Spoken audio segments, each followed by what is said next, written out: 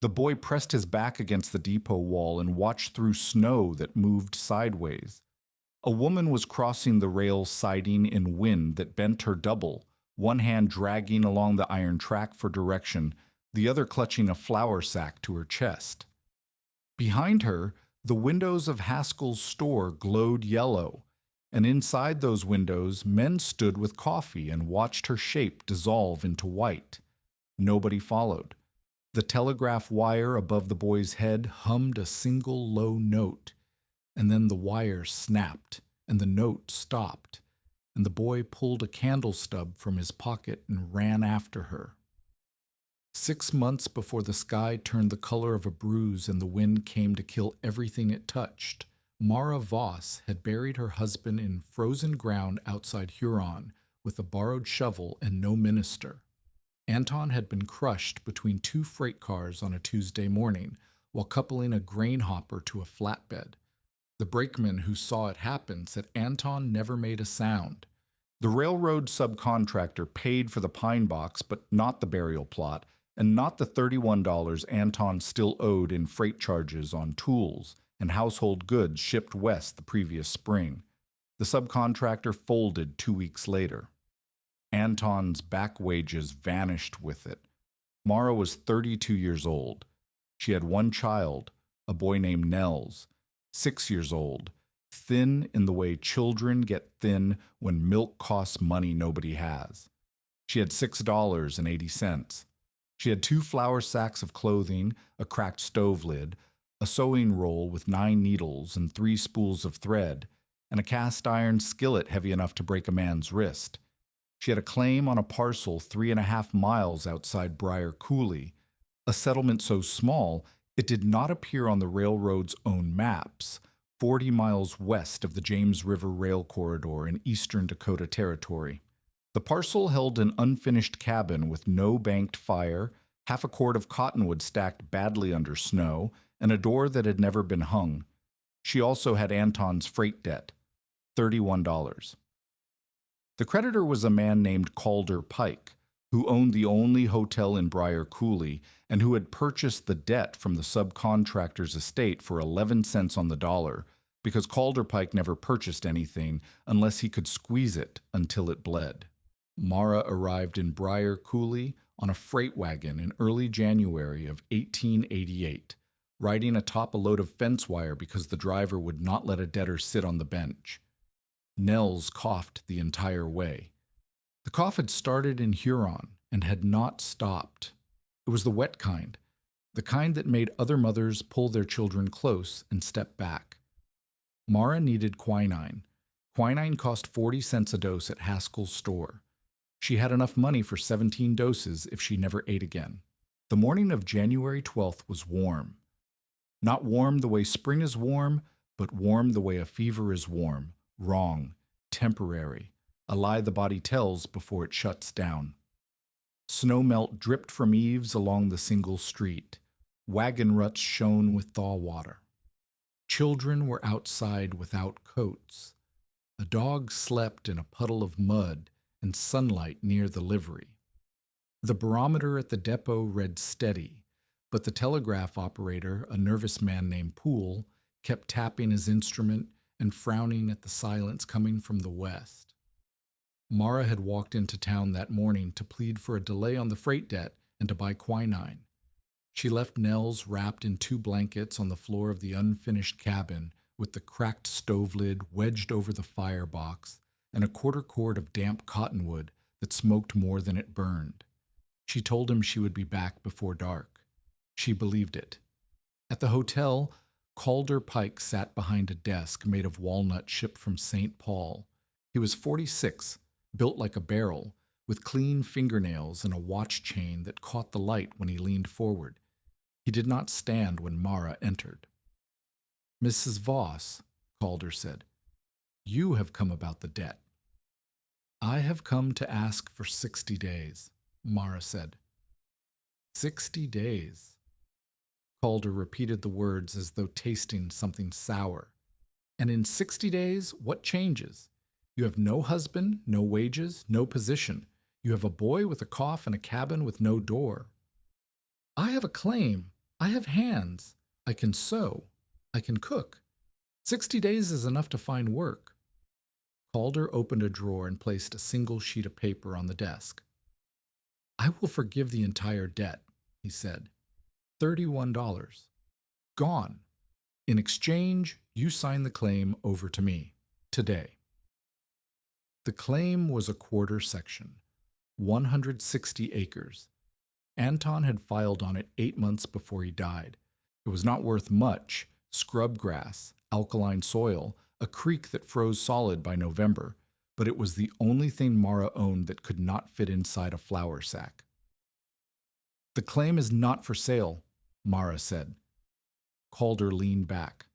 The watch chain caught the light again.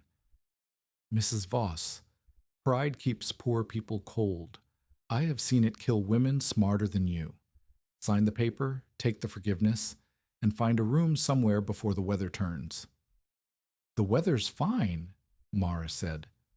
The weather, Calder said, is a liar. He was right about that. By noon, the barometer at the depot had dropped so fast that Poole abandoned the telegraph and ran to the street to stare at the sky. The mild morning air had gone still. The dog near the livery stood up, turned in a circle, and pressed itself against the building wall. To the northwest, the horizon had disappeared. In its place, a wall of cloud the color of iron moved toward Briar Coulee, like something solid, something with weight, something that intended to arrive and stay. The temperature began to fall. Marshal Orrin Vale found Mara outside Haskell's store at noon. Vale was 58, lean as a fence rail, with a face carved by wind and a reputation built on the bodies he had recovered from prairie blizzards over 30 years. He had been an army scout before the town existed. He had pulled frozen cattlemen from snowdrifts and found lost children curled in creek beds with frost in their hair. He knew what killing cold looked like before it arrived, and he saw it now in the green-gray bruise spreading across the northwestern sky.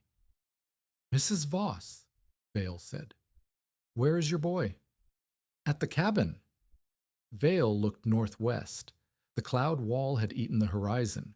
The temperature had dropped 8 degrees in 20 minutes, and the wind had begun to speak, a low sound not yet a howl, but the promise of one. 3 miles in clear cold is a walk, Vale said. 3 miles in white wind is a grave. You will not make it to that cabin. Then I will stay in town. Where? Mara did not answer because the answer was nowhere. The hotel required cash in advance or collateral she refused to surrender. The depot had rules against overnight vagrants. The station agent, a man named Greel, enforced them with the same devotion he gave to his ledger. The church cellar was locked because the minister had gone to Aberdeen for his daughter's confinement and had taken the key. Private homes along the street belonged to people who knew Mara owed money, and in Briar Coulee, debt was a disease that respectable people feared catching. You need a horse, Vale said, a lantern, 2 blankets, and a man to guide you. You have none of those things. I have $6. The livery charges $1 for a horse and will not rent in weather. You have $5 and a dead husband's debt. That is not enough to buy survival in this town. Vale was not cruel. He was precise. He calculated margins the way he had calculated supply lines for the army, without sentiment, without comfort, without the luxury of hope. He looked at Mara and saw a column of numbers that did not add up. Go to the depot, Vale said. Greel will let you sit by the stove until morning if I ask him. And tomorrow? Tomorrow you sign Calder's paper or you walk south to Jamestown and find work. Those are your choices. The weather does not negotiate. Mara went to the depot. She sat on a bench near the stove, with Nels's cough still rattling in her memory and the wind beginning to press against the windows. Greel stood behind his counter with one hand on the ledger and one on the stove door. A coal scoop scraped brick. The room smelled of tobacco spit and iron heat and wet wool. The temperature outside dropped another 6 degrees in 15 minutes. The wind found the gaps in the depot walls and turned them into whistles. Snow began to fall, not the soft kind, not the kind that drifts and settles, but the horizontal kind, the kind that moves like gravel, the kind that strips skin. Greel looked at Mara, and then at the door, and then at the clock on the wall. "Mrs. Voss," Greel said, "the depot closes at 6. Marshal Vale said I could stay." "Marshal Vale does not run the depot. The railroad runs the depot. The railroad says no vagrants." Greel reached beneath the counter and produced a piece of paper. It was Anton's freight bill, $31, itemized in a clerk's careful hand, tools, household goods, 1 trunk, 1 bed frame. "You have an outstanding account," Greel said. "Until it is settled, you're not a passenger. You're a debtor. Debtors do not sleep in company property." He slid the bill across the counter, not as a demand, as a wall. Mara looked at the paper. She looked at the stove. She looked at the window where snow was already erasing the street in horizontal lines of white. She could hear the wind building outside, not the low promise anymore, but the beginning of the howl. She picked up her flour sack of clothing and walked toward the door. "Where are you going?" Greel asked, not with concern, with liability. Mara did not answer. She stepped into wind that hit her like a hand. The temperature had dropped to 4 degrees above zero and was still falling. Within 3 hours, it would reach 20 below. Within 6, 30 below. By midnight, the mercury would vanish from thermometers across eastern Dakota, pushed below the glass by cold so deep that spit froze before it hit the ground, and cattle died standing up in fields, their legs locked rigid, their eyes open. Mara had 20 minutes. Maybe less. She had 1 shawl, damp boots, $6 in her pocket, no horse, no lantern, and a child 3.5 miles away in a cabin with no door and a fire that was probably already dead. She could not reach Nels. She could not stay in town. She could not sign away the claim because the claim was the only thing between Nels and the county orphan train. She could not stand still because standing still in this wind meant freezing in place. She needed shelter within 20 minutes.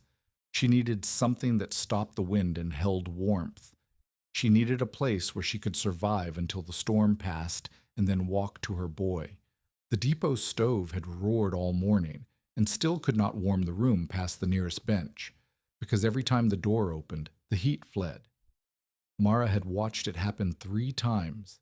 The blast of cold air, the stove struggling, the men by the door stamping their boots and cursing. The fire was not the problem. The wind was the problem. The gaps were the problem. The room was too large and too leaky, and the heat had nowhere to stay. She thought of her mother. Eli Breka had come from Telemark to Wisconsin in 1859 with a wool card, a bone needle, and a knowledge of cold that ran in her blood like iron. Eli made quilts, not the decorative kind, not the kind that hung in parlors. She made the kind that kept children alive in January.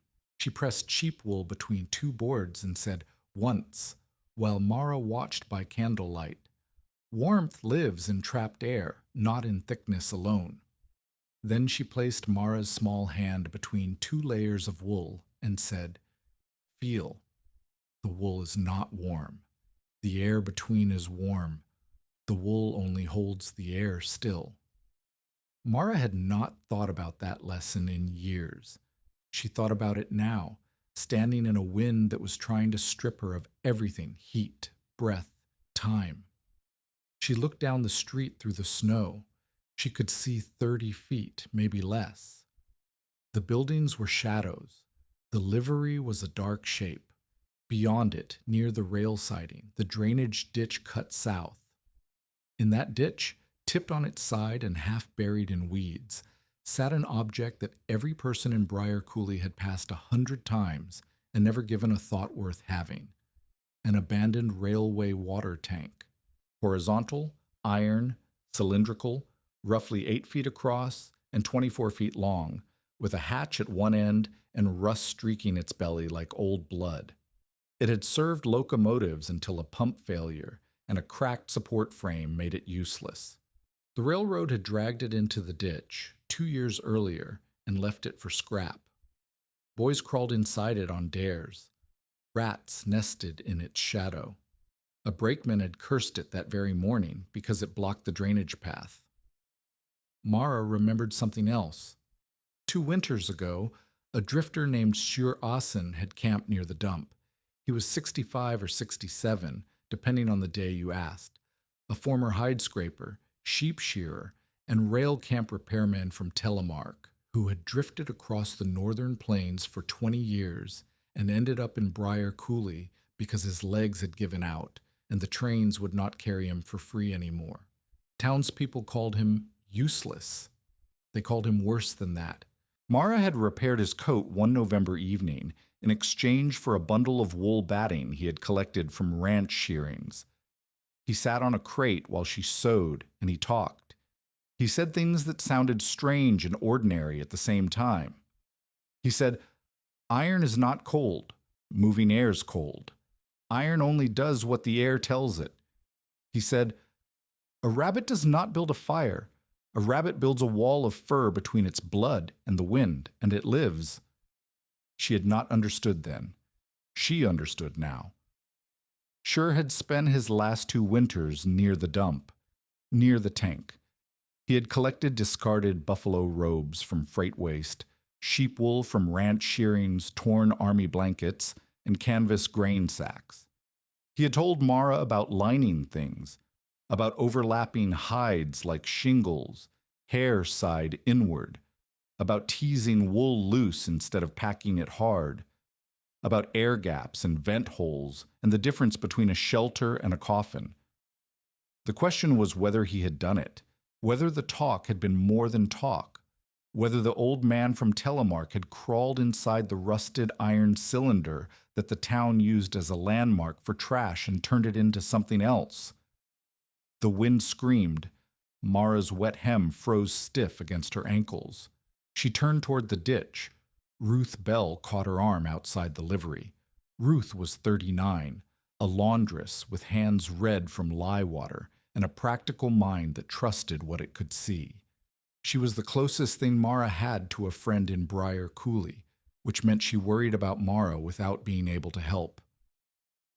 "Where are you going?" Ruth shouted over the wind. "The tank." "The water tank? You cannot put a sick child inside iron. You will freeze him against the wall." "Nels is at the cabin. I cannot reach him. I need to survive the night and walk to him at dawn." "Iron conducts cold.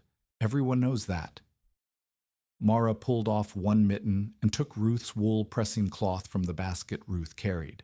She folded it twice and wrapped it around the iron hinge of the livery door. "Touch the hinge," Mara said. Ruth touched the cloth. The hinge beneath was cold enough to burn bare skin. Through the folded wool, Ruth felt nothing. "The hand does not touch the iron if air stands between," Mara said. "That is a hinge. The tank is a tomb." "Not if someone lined it." "Who would line a rusted water tank?"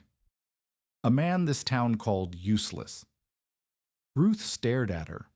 Snow was accumulating on Ruth's shoulders, in her hair, on the basket of laundry that was already freezing solid.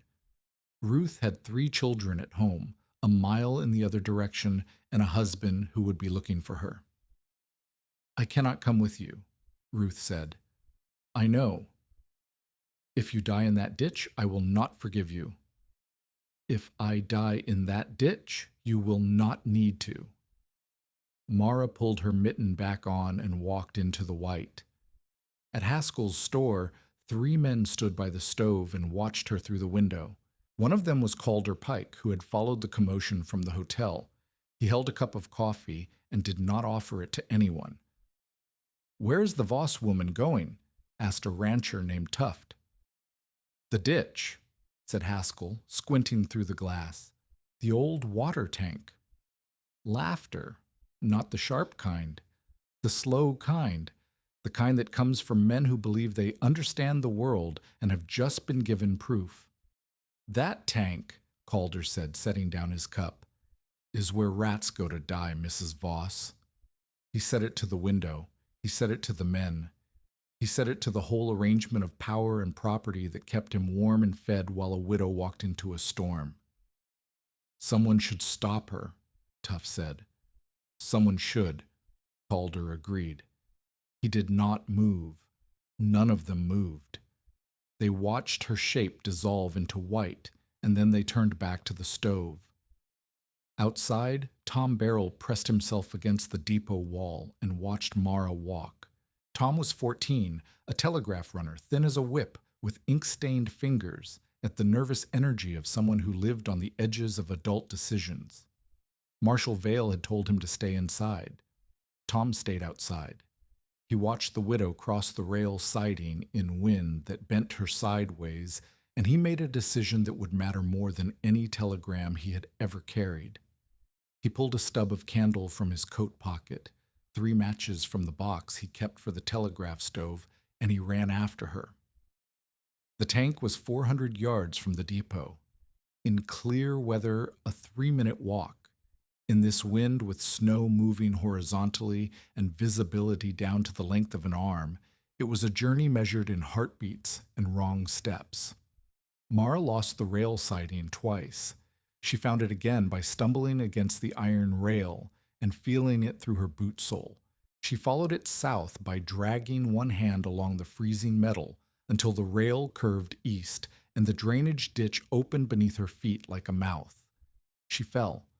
Not far, 4 feet into the ditch, landing on frozen weeds and gravel.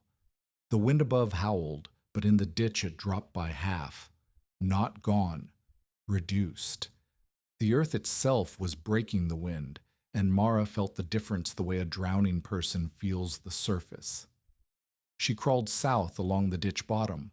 Her hands found frozen mud, a broken barrel stave, a rusted coupling pin, and then the curved belly of the tank.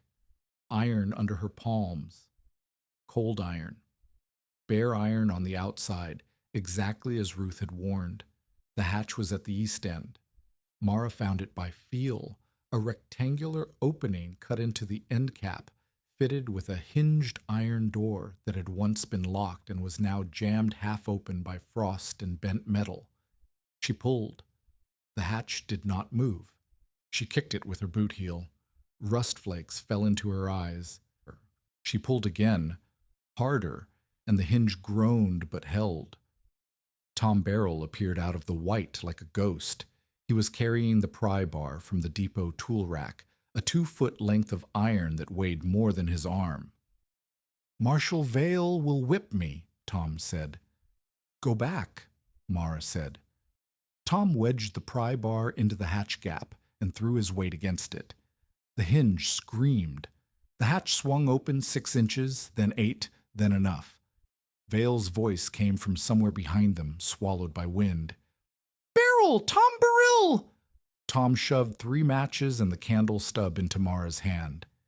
Then he turned and ran back toward the voice, vanishing into the storm in 3 strides. Mara was alone at the mouth of the tank. The opening was dark. The smell that came from inside was old hide, dust, lanolin, mouse droppings, dry iron, and something else, something fibrous and animal and dense. She reached inside with one bare hand and felt not bare metal. She felt fur. Her fingers pressed into it. Coarse hair over stiff leather, over something softer beneath. Layered, overlapping. Attached to the iron wall by lacing that ran through what felt like rivet holes. She pushed deeper and felt the second layer, wool, loose, not packed, holding air between its fibers the way her mother had taught her 20 years ago in a cabin in Wisconsin. Shure Asen had not just talked, he had built. Mara pulled herself through the hatch and into the dark. If you have ever been doubted for trusting knowledge other people could not see yet, tell us in the comments. Mara had one memory, one child, and a hole in the storm. The inside of the tank was absolute black. The wind that had been trying to kill her for 10 minutes became, in the space of one body length, a muffled roar, present but removed, like hearing thunder through a wall. The hatch behind her let in snow and a blade of gray light. Mara's hands shook too badly to strike the match on the first try. She pressed the match head against the iron hatch frame, where rust had roughened the surface, and scraped. Nothing. She steadied her hand by pressing her elbow against her ribs and scraped again. The match caught. The flame was small and orange, and it trembled in the draft from the hatch. But in the 3 seconds before Mara lit Tom's candle stub, she saw enough. Buffalo hide. Everywhere. Lining the curved walls of the tank in overlapping panels, hair side inward, leather side out, fastened to the iron by rawhide lacing threaded through rivet holes. Behind the hide, visible where a panel had pulled away near the ceiling, she could see loose sheep wool stuffed in thick handfuls, not packed flat, not compressed, but teased apart the way her mother teased wool for quilts, full of air, full of trapped stillness. Over the wool, canvas grain sack fabric had been stretched and tucked as a backing layer, holding the wool in place against the iron. 3 layers. Hide, wool, canvas, and between them the dead air that her mother had called the only warmth that matters. The candle steadied. Mara held it higher and saw the full length of the refuge. The tank ran 24 feet into darkness. Shure had not lined the entire interior. The section nearest the hatch was bare iron for about 3 feet, a cold zone that served as an entry chamber. But beyond that, the lining began, and it did not stop. The curved walls, the floor section where the tank rested on its side, and even parts of the upper curve were covered in hide panels. Some panels were buffalo, some were cow. One section near the middle appeared to be elk, darker and thinner. All of them overlapped like shingles, just as Shure had described to her, hair inward for softness, leather outward to shed any moisture that crept through.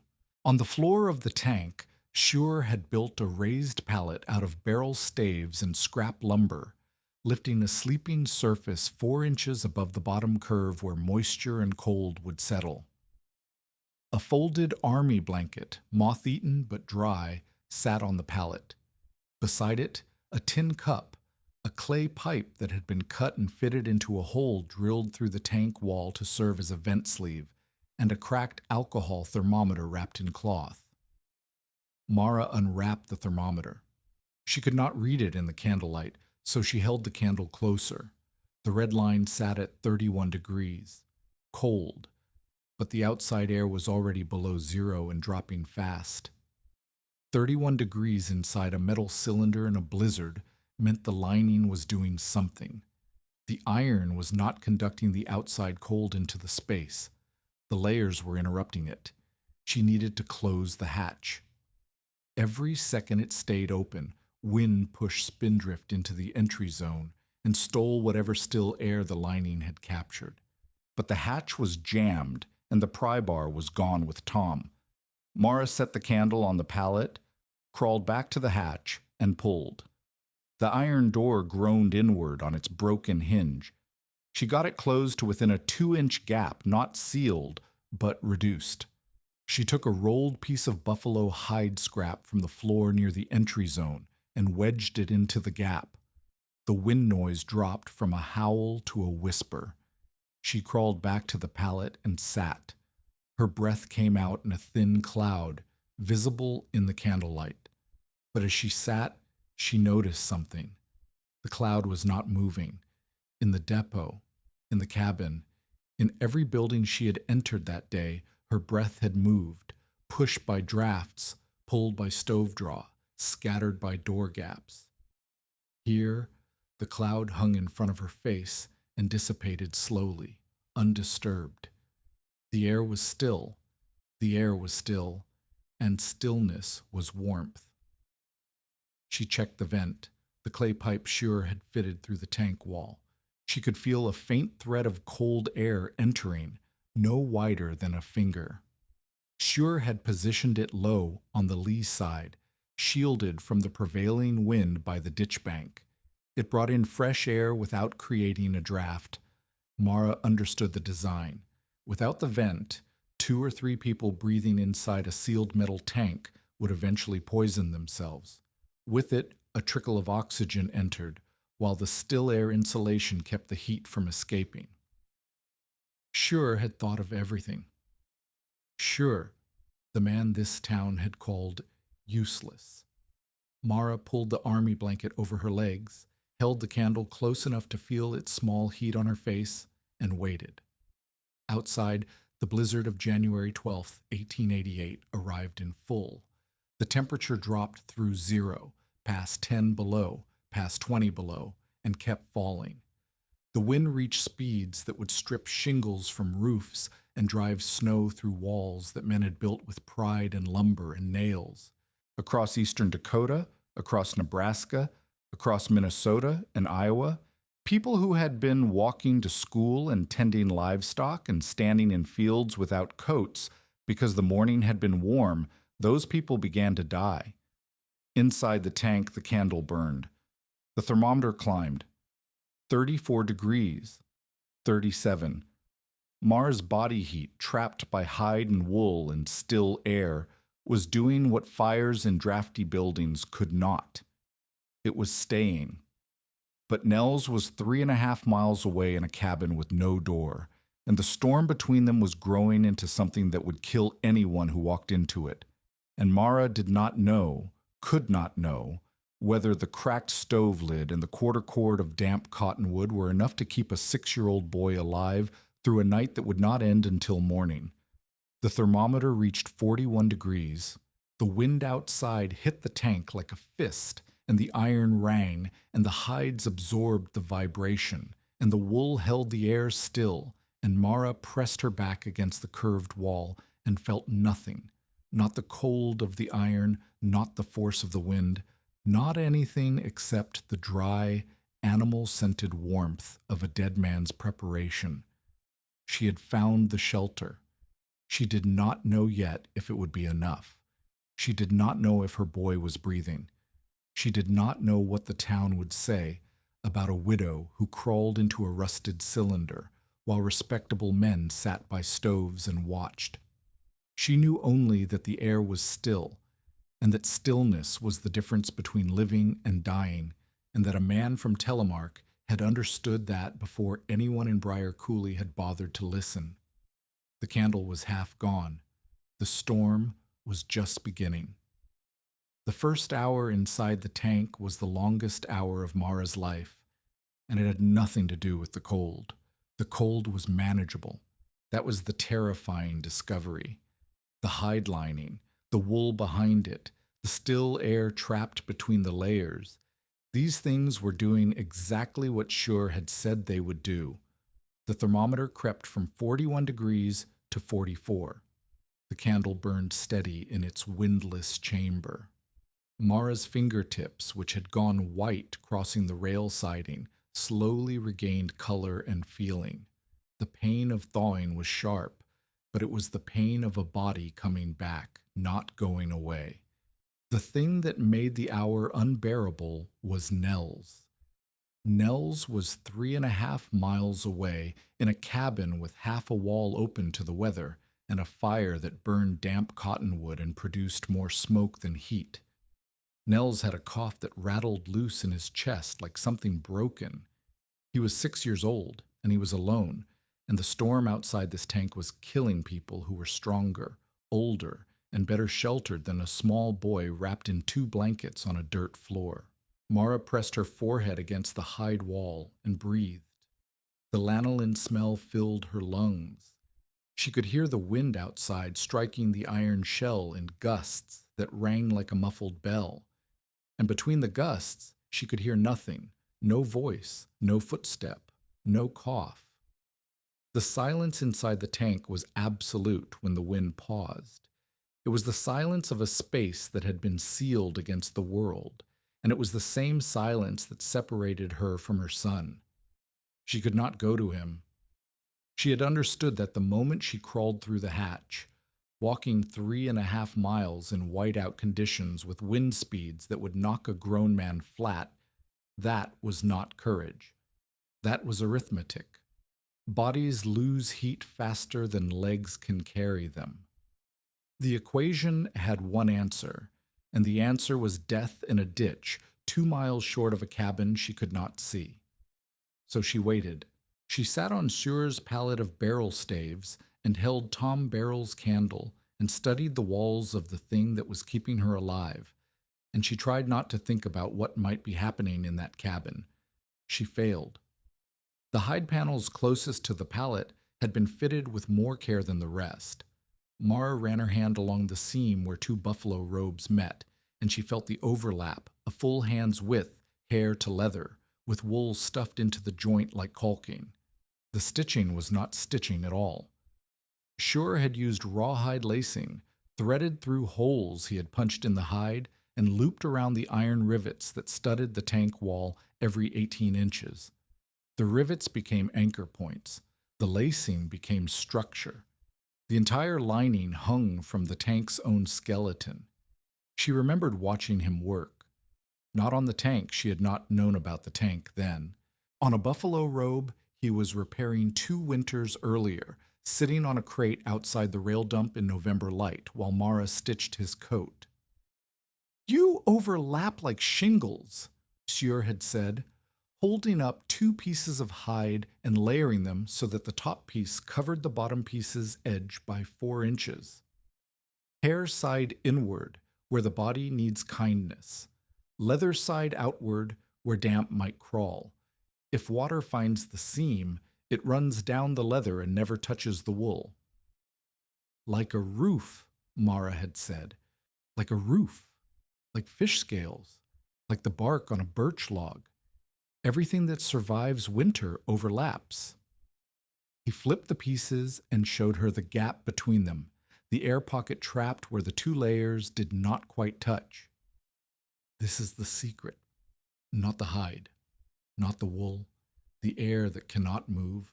Moving air steals. Still air holds. Your mother knew this." Mara had looked at him sharply.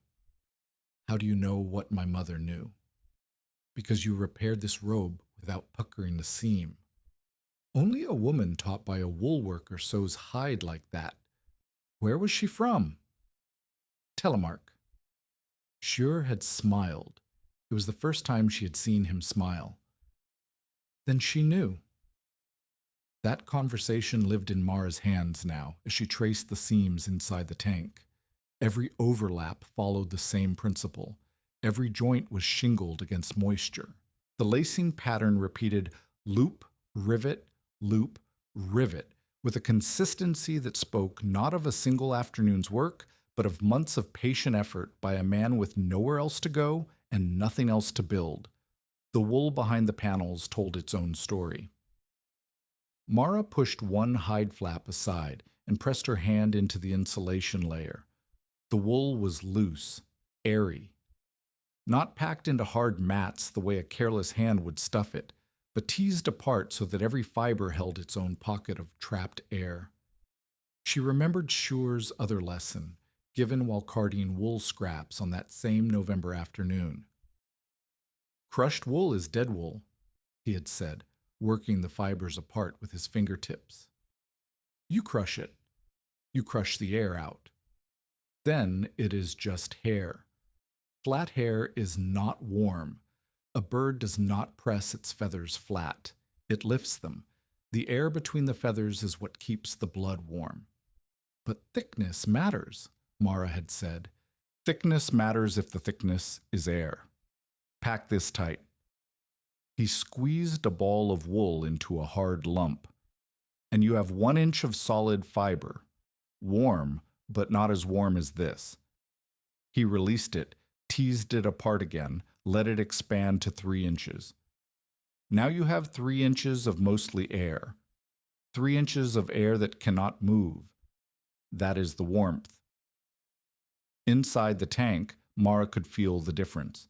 Where the wool was thick and loose, the wall behind it vanished. Her hand felt nothing of the iron. Where the wool was thinner, near a rivet point where the lacing compressed it, the cold leaked through in a narrow finger. Not enough to matter. But she catalogued the weakness and understood that perfection was not what Shure had built. He had built sufficiency. Enough layers, enough overlap, enough trapped air to keep the temperature inside the tank above the temperature that killed. The candle had burned down 1/4 inch. The thermometer read 46 degrees, and then the hatch moved. Mara's heart stopped. The hatch shuddered against the buffalo hide wedge she had jammed into the gap. Something was pushing against it from outside. Something in the storm. An animal. A branch. A piece of debris driven by wind. Or a person. She heard a voice, thin and torn by wind, and every thought she had about insulation and rivet spacing and dead air vanished from her mind because the voice belonged to a child. Tom Barrell had not only disobeyed Marshal Vale once, he had disobeyed him twice. The first time he had brought Mara the pry bar and the candle. The second time, after running back to the depot at Vale's shouting, Tom had found a boy standing inside the depot door, coughing into a wool sleeve, wearing boots wrapped in a flour sack that was coming loose. Nels Voss had not stayed at the cabin.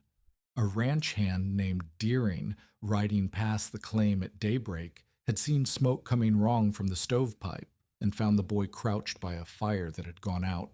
Deering put Nels on his horse and brought him to town because you did not leave a 6-year-old alone in an unfinished cabin, not even on a warm morning. Nels had been sitting on the depot bench when Mara confronted Greel, but Greel had kept the boy by the stove, not out of kindness, exactly, but because putting a sick child into the street was the kind of act that got a man remembered wrong. When Greel locked the depot at the first serious gusts, he put the boy outside with the same efficiency he applied to everything. Regulation was regulation. Tom found Nels pressed against the depot wall, coughing, with snow already accumulating on his shoulders. Tom did not think. He picked the boy up. Nels weighed nothing, bones and cough and damp wool, and he ran toward the ditch. Mara pulled the hide wedge free and forced the hatch open against the wind. Snow poured into the entry zone. Cold air hit her face like a slap. Tom shoved Nels through the opening, and the boy tumbled onto Mara's lap in a tangle of wet clothing, trembling so hard his teeth sounded like gravel in a tin cup. "Greel put him out," Tom shouted through the gap. The wind tore the words apart. "Could not find you. Followed the ditch."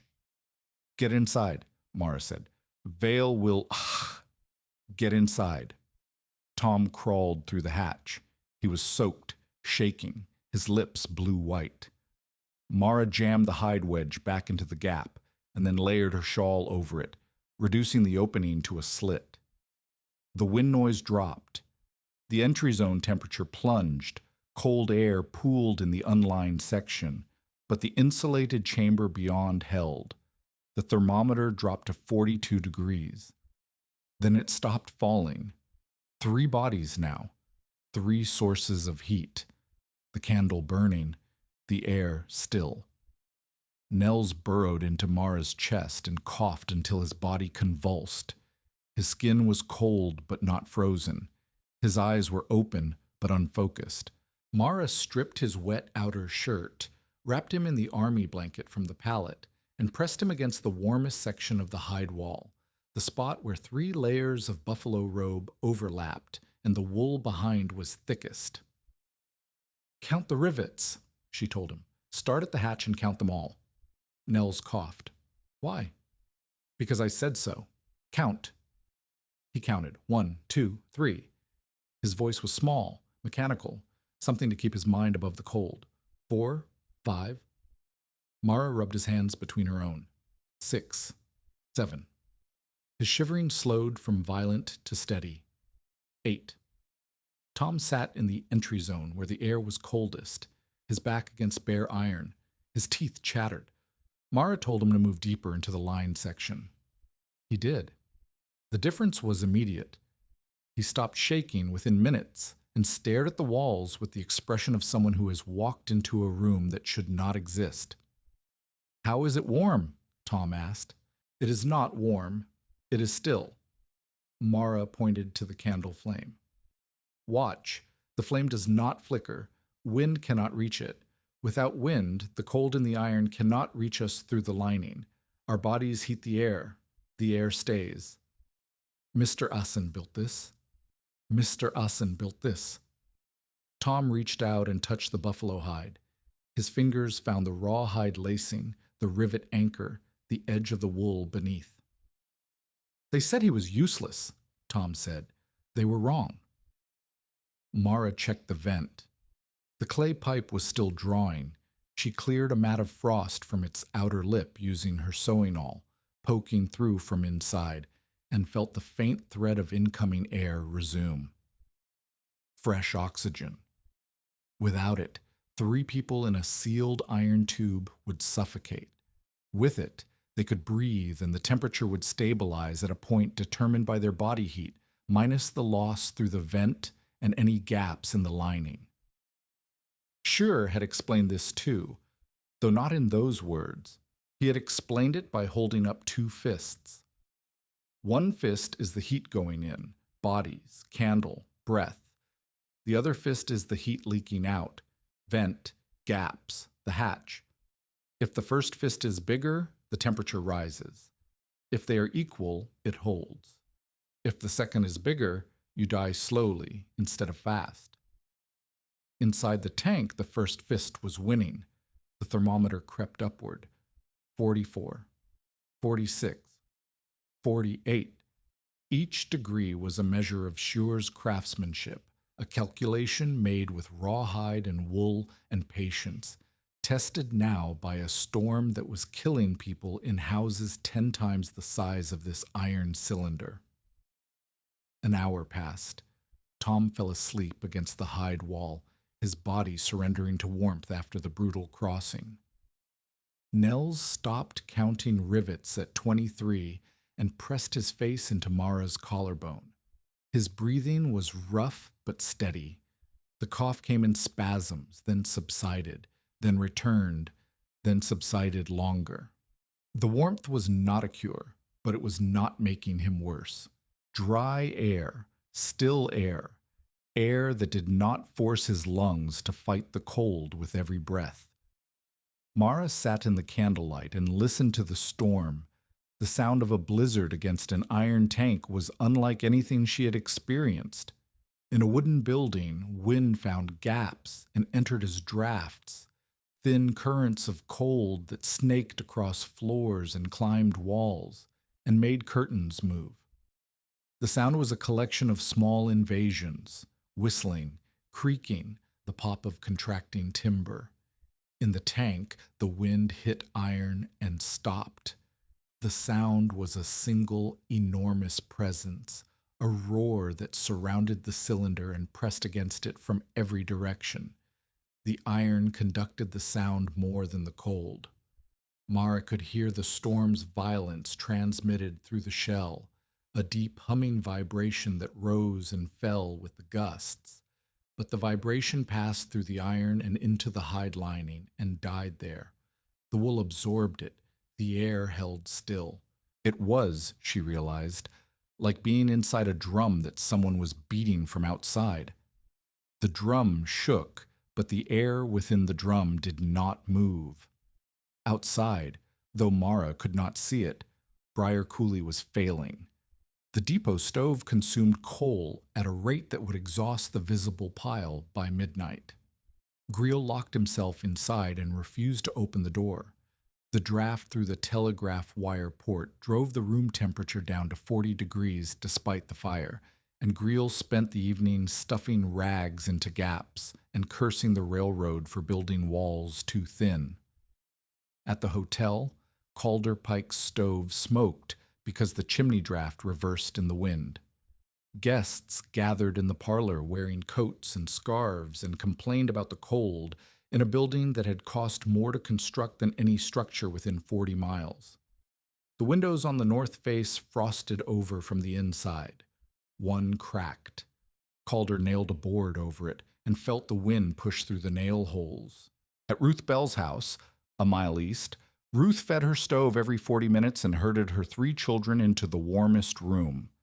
The temperature in that room never rose above 52 degrees because the door to the hallway would not seal, and the hallway acted as a funnel for every draft in the structure. Ruth thought about Mara in the tank and tried not to think about what she would find in the morning.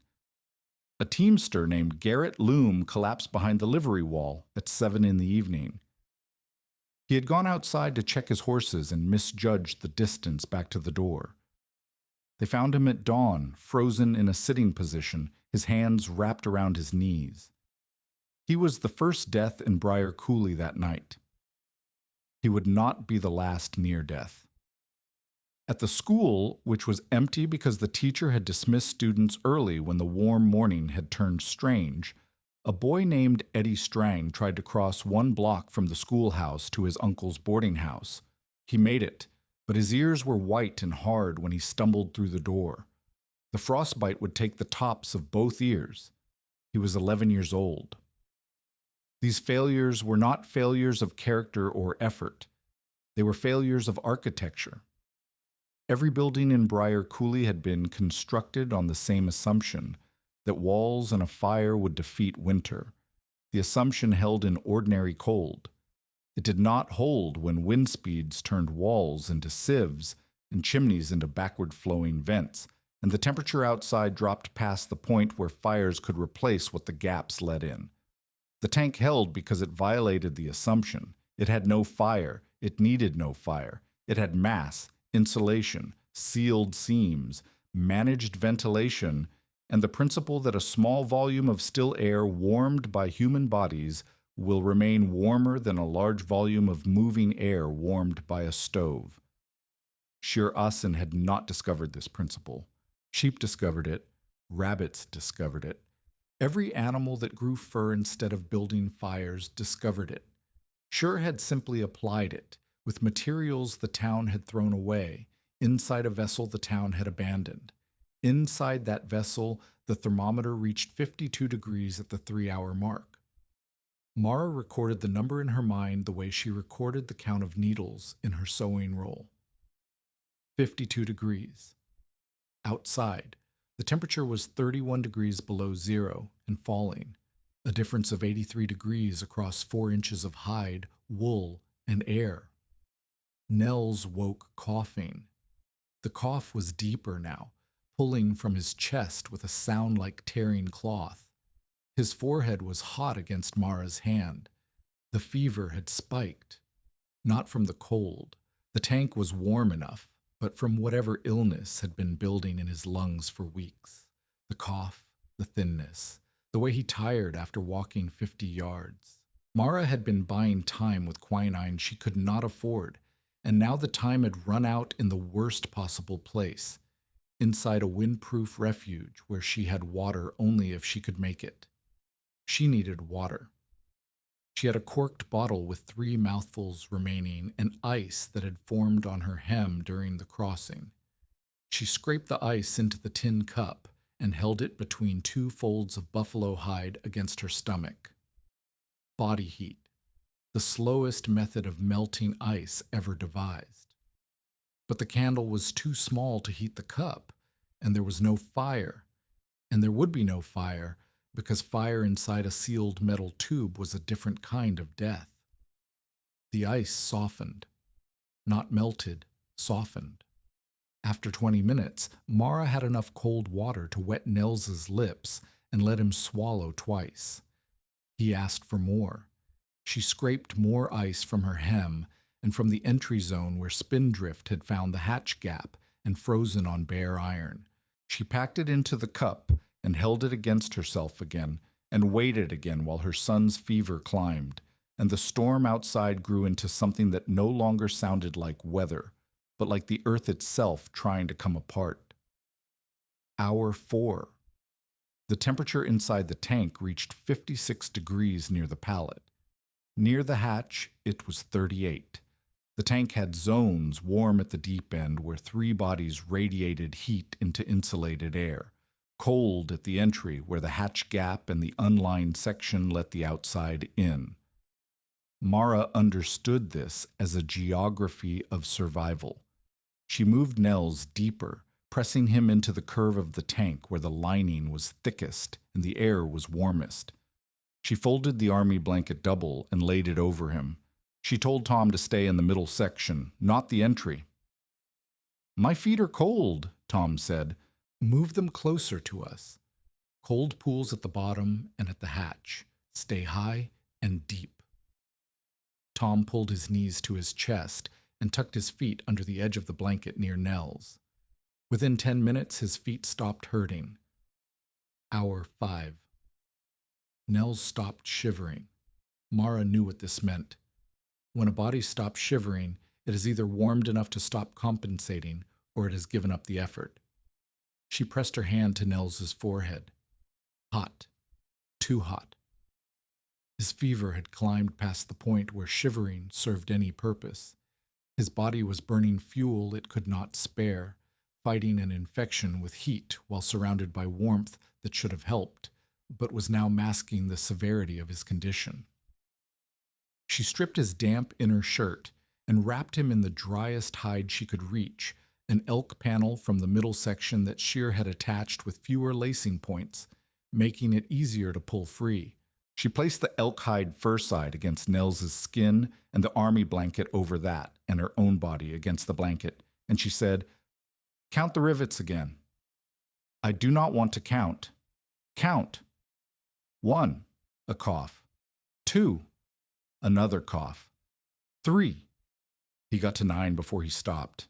His eyes closed. His breathing was shallow and fast, and it was the worst sound Mara had ever heard, because it was the sound of a body working too hard at something it might not win. The candle had burned past the halfway mark. The storm had not weakened. Hours of darkness remained. And then, through the iron wall, Mara heard something that was not wind. Scratching, metal on metal. Something scraping against the outside of the tank near the hatch end. Then a thud. Then a voice. No, 2 voices, muffled by the shell and the wind and the lining, but voices. Human voices. Stay with this moment, because the next sound outside the tank changes the story from one woman surviving to an entire town being forced to reckon with what it threw away. The pounding on the hatch came fast and heavy, not a child's fist, a man's. "Anyone inside?" The words were torn, half lost. "Anybody alive in there?" Marshall Orrin Vale. His voice had the quality of a man who had been shouting into wind for an hour and had nothing left but gravel. Mara faced a choice that had no good answer. The hatch was sealed, wedged with hide and shawl, holding in heat, holding out cold. Every degree inside the tank had been earned by body warmth and Jure's craftsmanship and the patient, invisible work of still air. Opening the hatch would break the seal. Snow and wind would flood the entry zone. The temperature would drop. Whatever margin was keeping Nels's fever from winning, that margin would narrow. But a man was outside, possibly dying, in wind that was killing people who stood still for 10 minutes. Mara thought of Shure, not his words this time, his method, the overlapping hides, the principle that a draft can be interrupted if you place a barrier between the source and the space you are protecting. She pulled the elk hide free from the wall and draped it across the entrance to the insulated section, creating a curtain, hair side toward the warm zone, leather side toward the hatch, a crude barrier held in place by her hands in the curve of the tank. It would not stop the cold entirely. It would slow it. It would give the warm zone a few minutes of protection while the hatch was open. She told Tom to hold the curtain. Tom obeyed. Mara crawled to the hatch and pulled the wedge free. The wind entered like an animal. Snow struck her face and filled the entry zone in a horizontal sheet of ice crystals. The temperature in the unlined section dropped below zero instantly. Mara could not see. She reached through the hatch with both arms and felt a coat, an arm, ice in a beard, and then the weight of a body falling forward. Vale collapsed through the hatch. He was carrying someone, a bundle of cloth and limbs that he pushed ahead of himself as he crawled.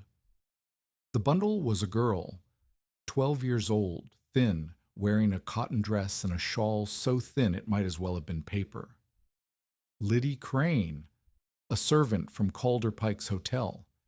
She had been sent to the coal shed behind the livery to fetch fuel when the storm peaked. She had made it to the shed. She had not made it back. Vale had found her on his hands and knees, half conscious behind the livery wall, while searching for a missing hired girl after hearing she had not returned. He had followed Tom's tracks in the ditch because the tracks were the only marks the wind had not yet erased. Liddy was not responsive. Her lips were gray. Her hands were rigid. Mara pulled her past the elk-hide curtain and into the insulated section where Nels lay breathing in fast, shallow draws, and Tom held the barrier with whitening knuckles. "Close the hatch," Mara said to Vale. Vale was on his knees in the entry zone, blind with ice, his beard a mask of frost. He found the hatch by touch and pulled. The iron door swung shut against the wedge that was no longer in place, and for one terrible second the wind held it open, the storm pressing against the door like a hand. Vale threw his weight against it. The hatch closed to within an inch. He jammed his own glove into the gap, and the wind reduced to a whistle. "Get past the curtain," Mara said. Vale crawled forward. He hit the elk hide, and for a moment did not understand what it was, a barrier inside a tank, a wall where no wall should be. Tom lifted the edge, and Vale rolled under it and into the insulated chamber, and the hide fell back into place. 4 bodies. The temperature near the pallet had dropped to 48 degrees. The thermometer still worked. The candle still burned, though it had lost an inch to the wind before Tom shielded it. The entry zone was a freezing corridor of snow and bare iron. The insulated section was a space the size of a large closet, lined with fur and wool and occupied by a woman, 2 children, and a man who had spent 30 years pulling frozen bodies from the prairie and had never expected to nearly become one. Vale lay on his back and breathed. The air inside the tank touched his lungs, and he inhaled again, deeper, as if testing it. "How?" Vale said. The word was not a question. It was a sound a man makes when the world has just contradicted everything he believed. "The lining," Mara said. "Sure Ossen built it. Hides, wool, trapped air. The iron stops the wind. The lining stops the iron from stealing heat. Our bodies warm the space." "I told you iron would kill you." "Iron would kill us. This is not iron anymore. It is air dressed in iron." Vale said nothing. He touched the hide wall beside him and held his palm there and felt the warmth that should not have existed inside a rusted metal cylinder buried in a ditch during the worst blizzard in a generation. Liddy needed immediate help. Mara assessed her the way her mother had assessed frostbite cases in Wisconsin, by touch, by color, by response. Liddy's hands were waxy and white. Her feet, in soaked boots, were worse. Her core temperature had dropped far enough that her body had pulled blood away from her extremities to protect her organs. She was conscious enough to moan when Mara removed her boots, but not conscious enough to speak. Mara wrapped Liddy's hands in wool pulled from behind a hide panel, loose, dry wool, placed directly against the skin with the army blanket over it. She did not rub the hands. Her mother had taught her that rubbing frozen flesh damages it further. Warmth had to return slowly, from the air around the tissue, not from friction. She placed Liddy between Nels and the deepest wall, where the insulation was thickest. Two feverish bodies, Nels burning, Liddy shivering, side by side, sharing heat through wool and hide, and the army blanket that now covered both of them. Four bodies in the insulated section raised the stakes in both directions. More bodies meant more heat. The temperature stabilized at 51 degrees and then began to climb again, 53, 55. But more bodies also meant more breath, more oxygen consumed, more carbon dioxide exhaled.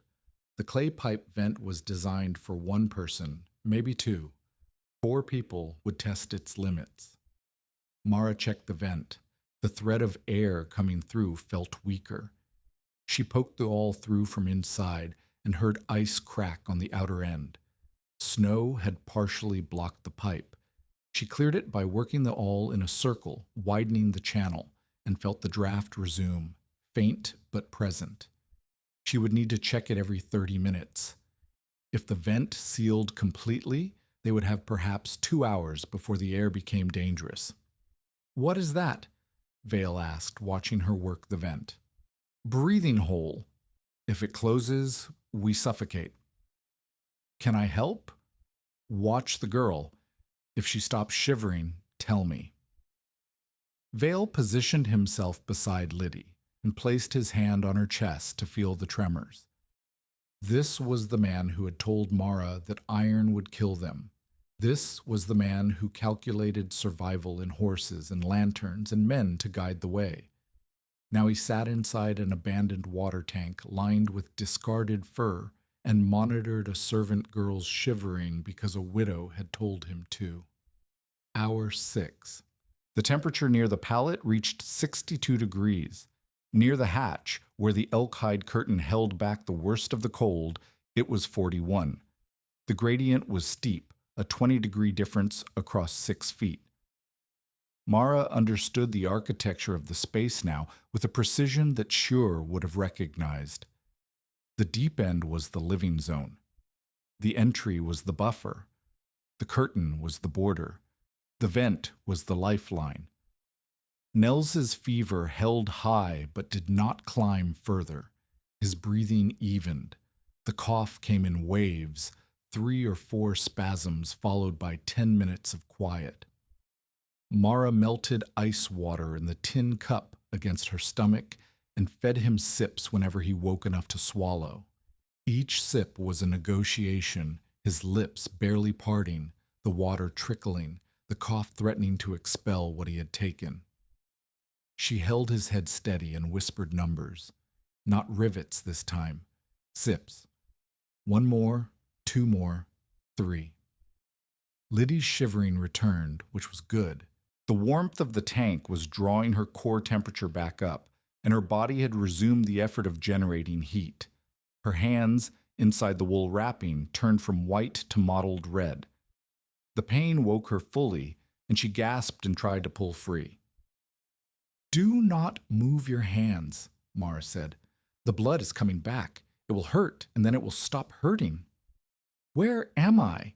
Liddy's voice was a croak. "Safe," Mara said. "It smells like animals." "That is what safe smells like tonight." Vale watched the exchange and said nothing, but he shifted his position so that his back blocked the draft from the curtain edge, creating one more layer of protection between the cold entry zone and the 2 children. Hour 7. Hour 8. The storm outside did not weaken. It strengthened. The sound through the iron wall had gone from a howl to something deeper, a continuous vibration that felt like the earth itself was humming. Gusts struck the tank with enough force to make the iron ring, and each ring traveled through the shell and died in the wool. The lining absorbed the sound the same way it absorbed the cold, by trapping it in layers of still material that refused to pass it along. The candle burned to a stub. Tom held it upright in the tin cup, balanced on melted wax. When the flame guttered and nearly died, Mara shielded it with her cupped hands until it steadied. The candle was more than light. It was the visible proof that air was still moving through the vent.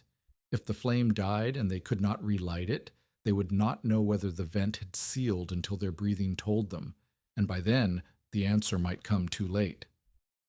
Hour 9. The stub threw light no bigger than a fingertip. Shadows climbed the curved walls. The buffalo hide, lit from below, looked alive, the grain and texture of animal hair catching the light in patterns that shifted as the flame moved. The rivets along the tank wall glinted like small eyes. Nels slept. Liddy slept. Tom sat with his arms around his knees and his eyes on the candle, and the expression of someone who is alive and does not entirely understand why. Vale spoke once. Mrs. Voss. Yes. 3 miles in clear cold is a walk. That is what I told you. I remember. I was right, and I was also wrong about every other calculation I made today. He paused. I did not account for this. No one did, except one man who never told anyone. The stub burned to nothing. The flame held on the last bead of wax, flickered, and died. Darkness so complete that Mara could feel it press against her eyes. The warmth remained. The vent whispered. Nels breathed. Liddy breathed. Tom breathed. Vale breathed. Mara breathed. She found the vent by touch and cleared it with the awl. The thread of outside air resumed. She pressed her cheek against the clay pipe and felt the faint pull of temperature difference. Warm air wanting to rise. Cold air slipping in at the bottom. The physics of survival reduced to a ceramic tube the width of a thumb. The hours after the candle died were the hardest. Not because the cold returned, it did not. The thermometer, checked by touch in the dark, still read warm. Not because anyone woke in distress, they slept, all 4 of them. In rotating shifts, bodies pressed together under hide and wool, and the army blanket that had served 1 old man and now served 4. The hours were hard because Mara could not see, and in the darkness, the storm outside and the silence inside became the same substance, and she could not tell whether the world beyond the iron still existed. She stayed awake. She checked the vent every 30 minutes by counting heartbeats, 120 heartbeats per check, roughly 30 minutes. She felt the hide curtain for frost accumulation. She listened to Nels's breathing, counting the pauses between coughs. She pressed her hand to Liddy's forehead and felt the temperature slowly normalize.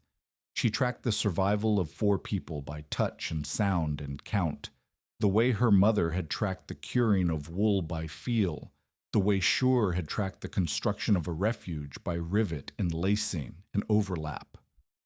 Dawn came not as light, but as sound. The wind changed, not stopped, changed. The howl dropped in pitch. The gusts came farther apart. The vibration through the iron wall softened from a hum to a tremor. Mara pressed her ear against the hide and listened and heard, for the first time in 12 hours, a silence between gusts that lasted longer than a breath. She crawled to the hatch and pried Vale's frozen glove from the gap. Light entered, gray, thin, the color of ice. She pushed the hatch open 3 inches and looked out. The ditch was buried under 3 feet of hard-packed snow. The hatch opening was nearly covered, with only the top 6 inches visible above the drift. Beyond the ditch, the world was white and still, and so cold that the air itself looked blue. The wind had not stopped, but it had fallen to a speed that no longer knocked a person flat. The sky was the color of slate. The temperature, she would learn later, was 27 degrees below 0.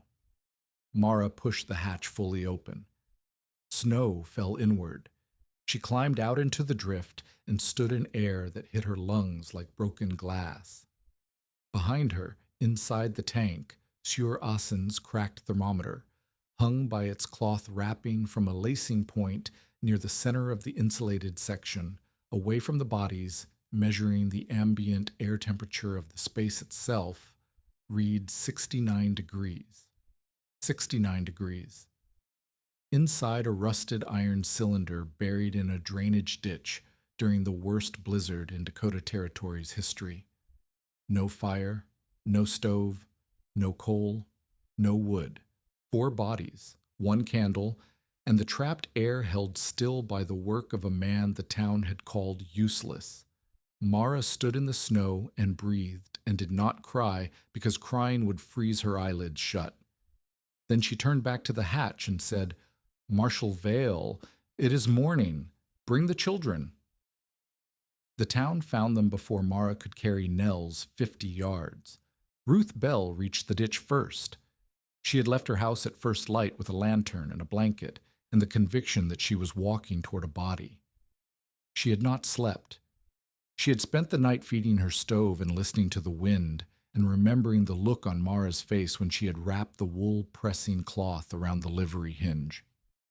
Ruth had understood the principle then: air between hand and iron, warmth held by stillness, and she had spent 12 hours wondering whether understanding a principle and surviving a blizzard inside a metal tube were the same thing. They were not the same thing, but the principle had held. Ruth saw Mara standing in the snow outside the hatch, squinting in gray light, holding Nels against her chest. Steam rose from the open hatch behind them, not smoke, not fire, but the visible breath of 4 people who had spent the night warming a sealed space to nearly 70 degrees, now meeting air that was 27 below zero. The steam drifted upward in a column so distinct that Ruth would later say it looked like the tank was breathing. "You are alive," Ruth said. It was not a question. It was the sound of a woman rearranging everything she believed. "We are alive. Liddy Crane is inside. She needs a warm bed and a doctor if there is one." "Liddy Crane? Calder's girl?" "Marshal Vale brought her. She was behind the livery." Ruth looked at the hatch, at the steam, at the rusted iron belly of the tank crusted with snow. "How warm is it in there?" 69 degrees when I opened the hatch." Ruth said nothing for a long moment. Then she set the lantern in the snow and climbed down into the ditch. By the time Vale emerged carrying Liddy, 7 people had gathered at the edge of the drainage cut. They stood in a line along the rim and stared down at the tank the way people stare at something that has just contradicted the rules they live by. Haskell was there, and Tuft the rancher, and Poole the telegraph operator, and 3 women whose names Mara did not know, and Tom Barrell, who stood apart with his hands in his pockets, and the expression of someone who has done a thing he is not yet sure was brave or foolish. Vale set Liddy on a blanket Ruth had spread on the snow. Liddy was conscious, wrapped in the army blanket and the elk hide, her hands still bundled in wool. Her color was better. Her fingers moved. She would keep all of them. Vale stood in the ditch beside the tank and looked at the men on the rim above him. His beard was still crusted with ice. His coat was stiff with frozen sweat. He had spent the night inside an iron cylinder lined with buffalo fur, sleeping on barrel staves, breathing air warmed by the bodies of a widow, 2 children, and a telegraph boy. He had entered the tank believing he was rescuing people from a death trap. He had woken inside a refuge warmer than most buildings in town. "I told her iron would kill them," Vale said. His voice carried in the still air. He was not speaking to anyone in particular. He was speaking to the fact of his own miscalculation, which was harder to face than any blizzard. "I was wrong. Bare iron would have. This was not bare." Haskell leaned forward. "What is inside?" "Hides, wool, lining on every surface. The old Asen man built it. The wind hits the iron and stops. The cold hits the lining and stops. The air inside does not move. It holds heat the way a jar holds water." "Sure Asen," Tuff said. "The drifter." "The drifter," Vale confirmed. "Who knew more about keeping a body alive in cold than every man standing on this rim?" Nobody laughed. The men who had stood in Haskell's store the previous afternoon, and watched Mara walk into the storm, those men looked at the tank and at the steam still drifting from the hatch, and they did not laugh because the evidence was standing in front of them, shivering and alive. Vale climbed out of the ditch and walked to the edge of the rim, where the town could hear him clearly. "Mrs. Voss," he said, "I owe you an apology. I calculated your situation yesterday and concluded you had no options. I did not account for knowledge I did not possess. You did." Mara stood in the ditch holding Nels. She did not need the apology. She needed quinine, dry clothes, and a bed for her boy. But she understood what Vale was doing. He was telling the town that the rules had changed, and he was saying it in front of witnesses so that no one could later pretend it had not happened. "Show me the vent," Vale said. Mara showed him. She walked him to the lee side of the tank where the clay pipe emerged through a drilled hole, its outer lip crusted with frost. She explained how the pipe drew fresh air in without creating a draft because the opening was small and positioned below the wind line. She explained how she had cleared it every 30 minutes in the dark using her sewing awl. She explained why a sealed space without a vent would suffocate its occupants within hours. Vale studied the pipe. He put his finger over the opening and felt the faint pull of warm air rising inside the tank, creating suction that drew cold air in at the bottom. "Convection," he said. "I do not know that word. Jure called it breathing." "It is the same thing." Vale looked at her with an expression she had not seen directed at her since Anton died. It was respect, not the kind that comes from pity or admiration for endurance, the kind that comes from one competent person recognizing competence in another. "Can you show me the lining?" She showed him. They crawled back through the hatch together, and Mara held Ruth's lantern while Vale ran his hands along the hide panels, the wool stuffing, the raw hide lacing anchored to rivets. He pulled a panel edge free and examined the layering, canvas against iron, wool behind canvas, hide over wool. 3 barriers, 3 opportunities for cold to stop before it reached the air inside. "How thick?" Vale asked. 4 inches at the thickest point, 2 at the thinnest. "And the temperature difference?" 69 degrees inside, 27 below outside, 96 degrees across 4 inches of hide and wool and air. Vale let the panel fall back into place.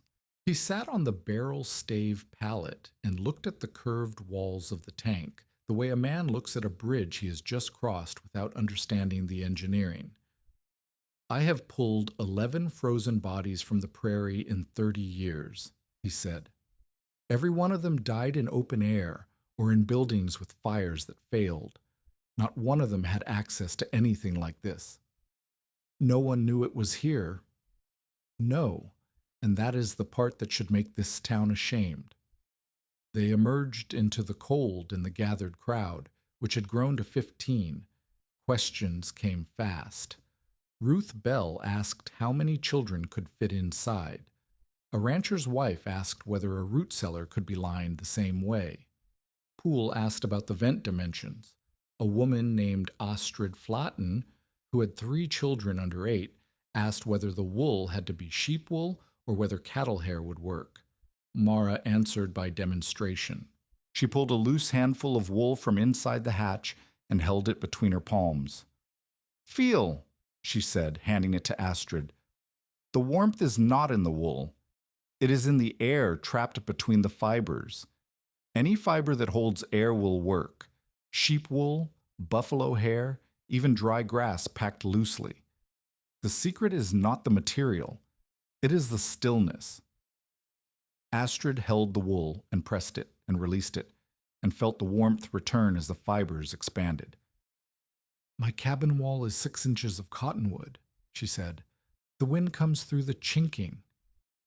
"Then you do not need a thicker wall. You need a second wall, 6 inches from the first, with wool or grass between them, and you need to seal the chinking so the air between the walls does not move." "That sounds like a great deal of work."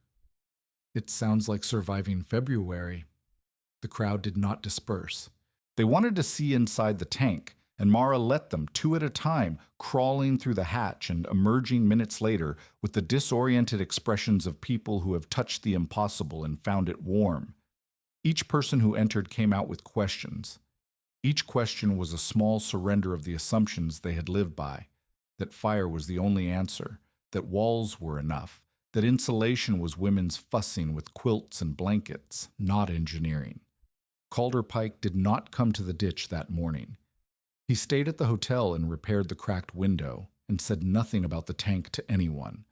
But his silence was louder than any words, because Liddy Crane, his servant, sent out for his coal, nearly killed by his errand, was alive because of a refuge he had mocked, and every person in Briar Coulee knew it. The silence would not last. 3 days after the blizzard, a freight man arrived from Aberdeen with a delivery for Haskell's store. He also carried a bundle wrapped in oiled canvas, addressed in shaky handwriting to "The woman who sews like she builds houses, Briar Coulee." The bundle was Shure Assen's tool roll. Shure had died the previous autumn in a rail camp near Aberdeen. "A lung ailment," the freight man said. "The cold kind that does not cough, just tightens." He had been found in his bedroll on a September morning, still warm, not breathing. The camp foreman had kept the tool roll because Shure had marked it. Inside the canvas, Mara found a hide scraper with a bone handle worn smooth by decades of grip. She found a shearer's blade, oiled and sharp. She found a curved awl for punching lacing holes, nearly identical to the one in her sewing roll. She found 3 skeins of rawhide cord, neatly coiled, and she found a scrap of paper folded into the blade's leather sheath, written in a mix of Norwegian and rough English.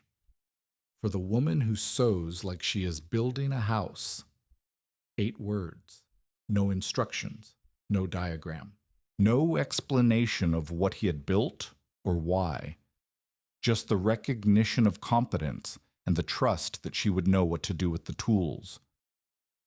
Mara sat on the crate outside Ruth Bell's house and held the bone-handled scraper and did not speak for a long time. Ruth brought coffee and did not ask questions. Tom Barrell walked past, saw Mara's face, and kept walking. Even at 14, he understood the geography of grief, where to stand, how close was too close, when silence was the only appropriate offering. Shure had prepared her. He had taught her about overlapping hides and teased wool, and still air, and breathing vents. And then he had built the proof and left it buried in a ditch for a day she did not know was coming. He had not rescued her. He had equipped her. The distinction mattered because rescue creates debt and equipment creates capability. And capability was what Mara needed now, not for one night in a tank, but for every night that followed. She grieved him not as a savior, but as a partner she had not recognized in time. He had seen her competence before she saw his. He had responded to a well-repaired seam with the gift of knowledge that would keep her son alive. And now he was dead, and the proof of his work was steaming in a ditch while the town that had called him useless lined up to crawl inside it. Mara wrapped the tool roll and tied it with the rawhide cord and placed it under Ruth's bed where it would stay dry. Then she stood up and went to work. The first storm alcove was built in Ruth Bell's cabin. Ruth's house was typical of Briar Coulee: cottonwood frame, sod-chinked walls, a single stove in the main room, and 3 children who slept in a back room where the temperature dropped below freezing by midnight in January. The wind entered through chinking gaps under the door and through a window frame that had warped in its first summer and never been fixed. Mara did not try to fix the house. She built a shelter inside it.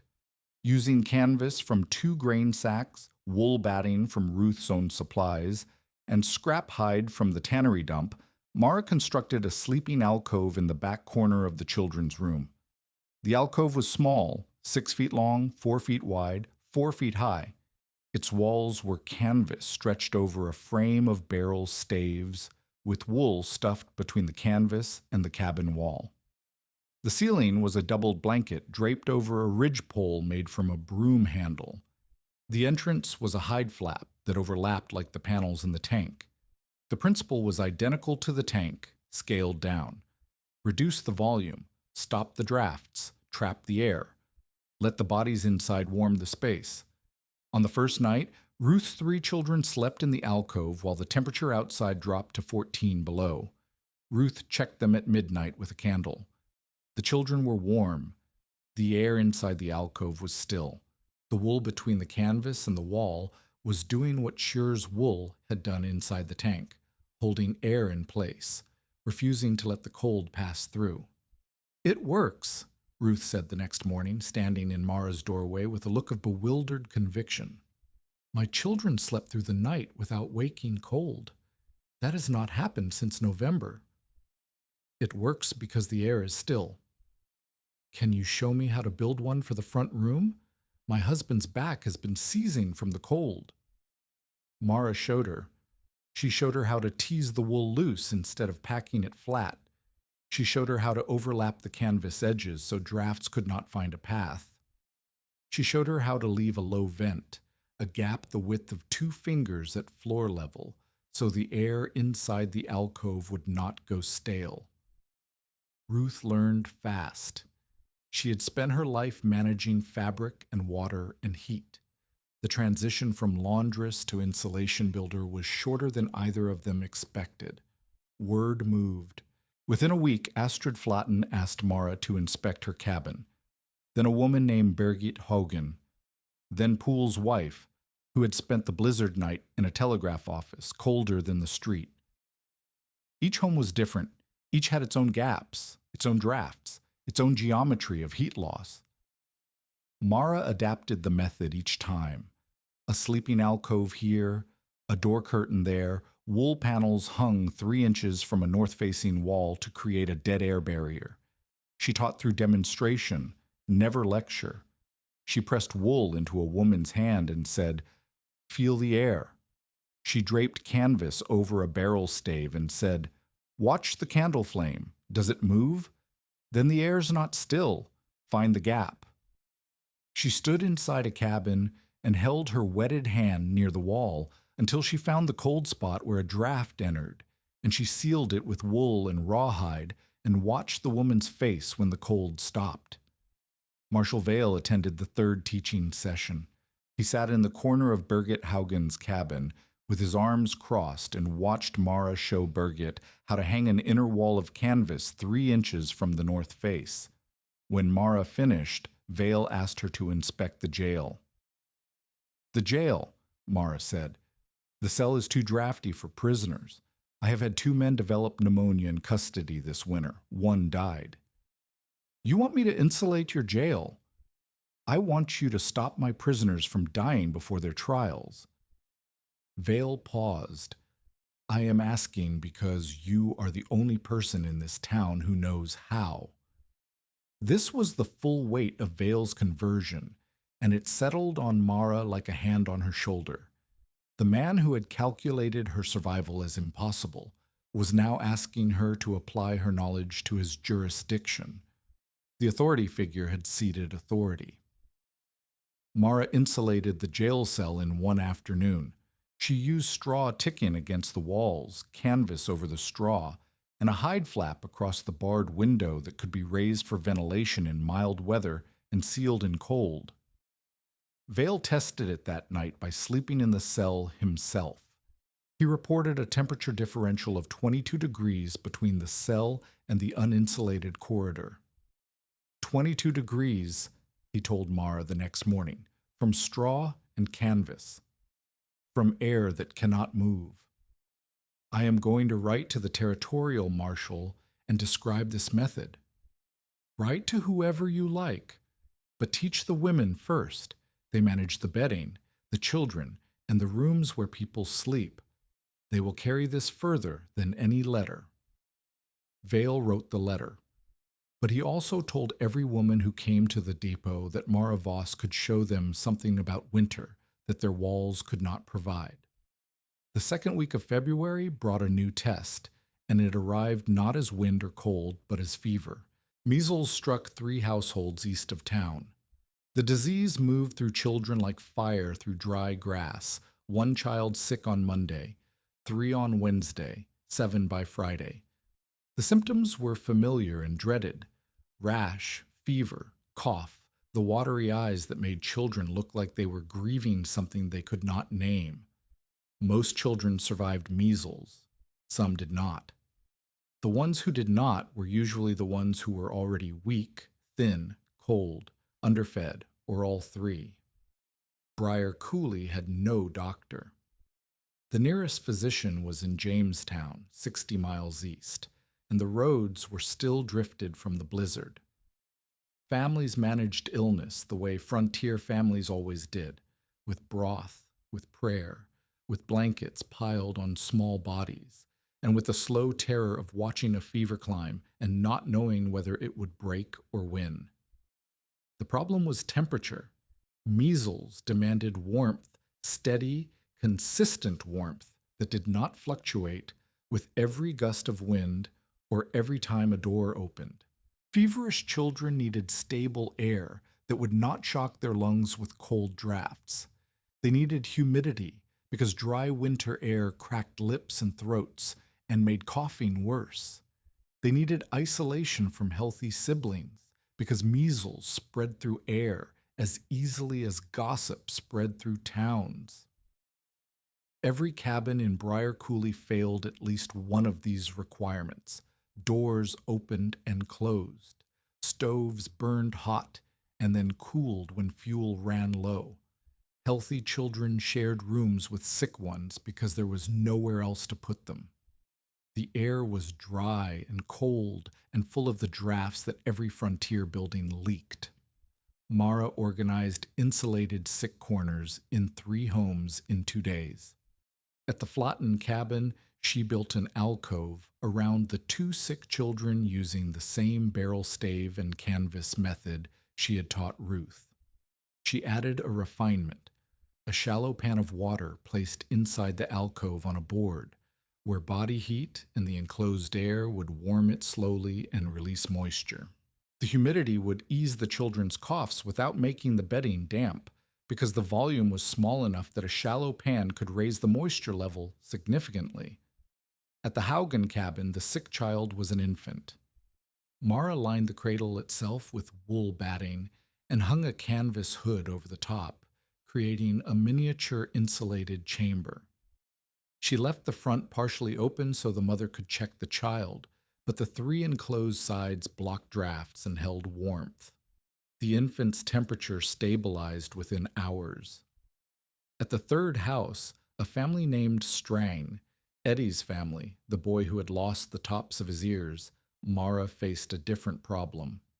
The cabin was too small and too crowded for an alcove. 5 children, 2 adults, 1 room. She could not build a separate structure inside a space that had no room for one. She built a curtain system instead. Using every spare piece of canvas and wool she could gather, she divided the cabin into zones. The sick children occupied one corner, separated from the rest by hanging curtains with overlapping edges. The curtains did not reach the floor. They stopped 4 inches above it, creating a low vent that allowed air to circulate without drafting directly across the sick beds. The wool batting hung between 2 layers of canvas insulated the sick corner from the temperature swings in the rest of the room. "It is not perfect," Mara told Mrs. Strang. "The vent at the bottom means the air is not fully still, but it is stiller than it was, and the curtains will stop the worst drafts from reaching the children." "Will they live?" Mrs. Strang asked. She was not asking about the curtains. "I do not know. I am not a doctor. I know about air. I do not know about measles." "You know about keeping children warm." "Yes, I know about that." The sick children in all 3 houses recovered. Mara did not claim credit for the recoveries because measles killed or did not kill for reasons that had nothing to do with insulation. But the mothers noticed that their children slept better in the alcoves and the lined corners. They noticed that the coughing eased when the air was warmer and more humid. They noticed that the healthy children, kept separate by curtains, did not catch the disease in 2 of 3 cases. Coincidence or cause, it did not matter. What mattered was that the method worked for something beyond a single blizzard night in a tank.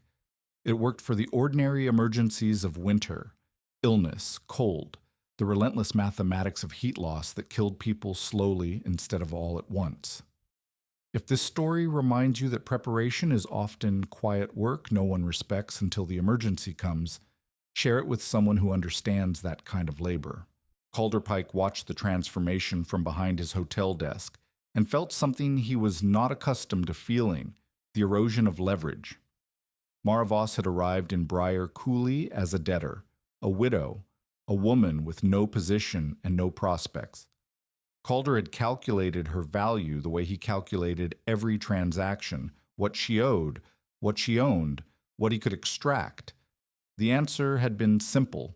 She owed $31, she owned a quarter-section claim, and he could extract the claim by applying pressure until she broke. Pressure was Calder's instrument.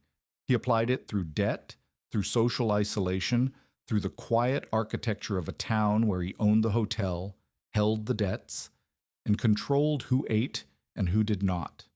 The blizzard had broken his instrument. Mara was no longer isolated. She was the woman who had survived the tank. She was the woman who had saved Liddy Crane. She was the woman teaching wives how to keep children warm.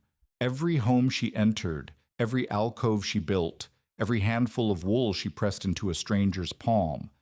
These were transactions that Calder could not enter in his ledger because they were not denominated in money. They were denominated in obligation, gratitude, and the kind of social currency that a hotel owner could not foreclose on. He tried to compete. In the 3rd week of February, Calder announced that he had developed a storm lining method of his own. He called it Pike's Prairie Storm Lining, and offered to sell installation to families for $3 per room. His version used packed straw between layers of tarred paper, nailed directly to cabin walls. It was cheaper than Mara's method because straw cost nothing and tarred paper cost less than canvas. It was also worse. Straw, packed tight, lost the air pockets that made insulation work. Tarred paper trapped moisture against the cabin wall because it could not breathe the way canvas and hide could. Within 2 weeks, families who had paid Calder for his storm lining reported damp walls, mold at the base of the straw layer, and a smell of rot that made children cough worse than the cold had. One family, the Lunds, removed Calder's lining after their youngest daughter's cough worsened. They found black mold growing on the cabin wall behind the tarred paper. The straw was wet. The wood was soft. Calder's lining had not insulated the wall. It had sealed moisture against it and created a breeding ground for the very thing that made winter sickness lethal. Mara did not name Calder when she explained the problem. She visited the Lund cabin at the mother's request, examined the damage, and said, "The paper cannot breathe. Moisture from inside the room passes through the straw and hits the paper and stops. It has nowhere to go. So it stays, and it rots. What should we use instead? Canvas. It breathes. Moisture passes through it slowly and evaporates on the cold side. The wall stays dry. The straw stays dry. Or better, use wool. Wool holds warmth even when it absorbs some moisture, because the fibers trap air even when damp." Mrs. Pike, Calder, told us the paper was better because it stopped all air. Stopping all air stops breathing. A wall needs to breathe the way a person needs to breathe. Block it completely and it suffocates. Mara's correction was public because the Lund mother told her neighbors, who told their neighbors, who told Ruth Bell, who told everyone. By the end of February, Pike's Prairie Storm Lining was a joke. Not a cruel joke, The frontier was too practical for cruelty that served no purpose, but a cautionary joke, the kind people told when they wanted to remind each other that knowing the price of things was not the same as knowing how they worked. Calder felt the humiliation like a coal in his chest. He had tried to monetize what Mara gave away, and the market had delivered its verdict. The free version worked, and the paid version rotted. His leverage over Mara had not merely eroded, it had reversed. She was now more valuable to the town than he was, and every family with a wool-lined alcove was a family that owed her something Calder could not buy, sell, or foreclose. He said nothing publicly. He adjusted the freight debt to $20 without explanation, which Mara noticed and did not acknowledge. He stopped mentioning the claim. He avoided the ditch where the tank sat steaming on cold mornings when the hatch was cracked for ventilation. But he watched, and he waited, because Calder Pike had not become the wealthiest man in Briar Coulee by surrendering when the first transaction went wrong. He had done it by waiting for the next one. Spring was coming, and spring, Calder knew, made people forget winter. Spring came to Briar Coulee in late March with mud and meltwater, and the particular cruelty of a season that makes people believe the worst is over. The snow retreated in stages, first from the south-facing walls, then from the streets, then from the fields, and last from the drainage ditch where the tank sat in its drift like something hibernating. Children walked past it on the way to school. Men drove wagons past it without stopping. The urgency of January faded the way urgency always fades when the thing that caused it retreats. Calder Pike felt the shift and recognized it for what it was, an opportunity. Winter had made Mara Voss essential. Spring would make her forgettable. People who lined their walls with wool in January would leave the lining in place but stop thinking about who had shown them how. The social currency Mara had accumulated, the gratitude, the obligation, the slow reversal of her status from debtor to provider would depreciate like any currency that stopped circulating. Calder understood depreciation. It was the mechanism that had made him wealthy. Buy low when people are desperate. Wait. Sell high when they forget they were ever desperate at all. He began by reopening the question of the claim. Not directly, Calder never operated directly when indirection would serve.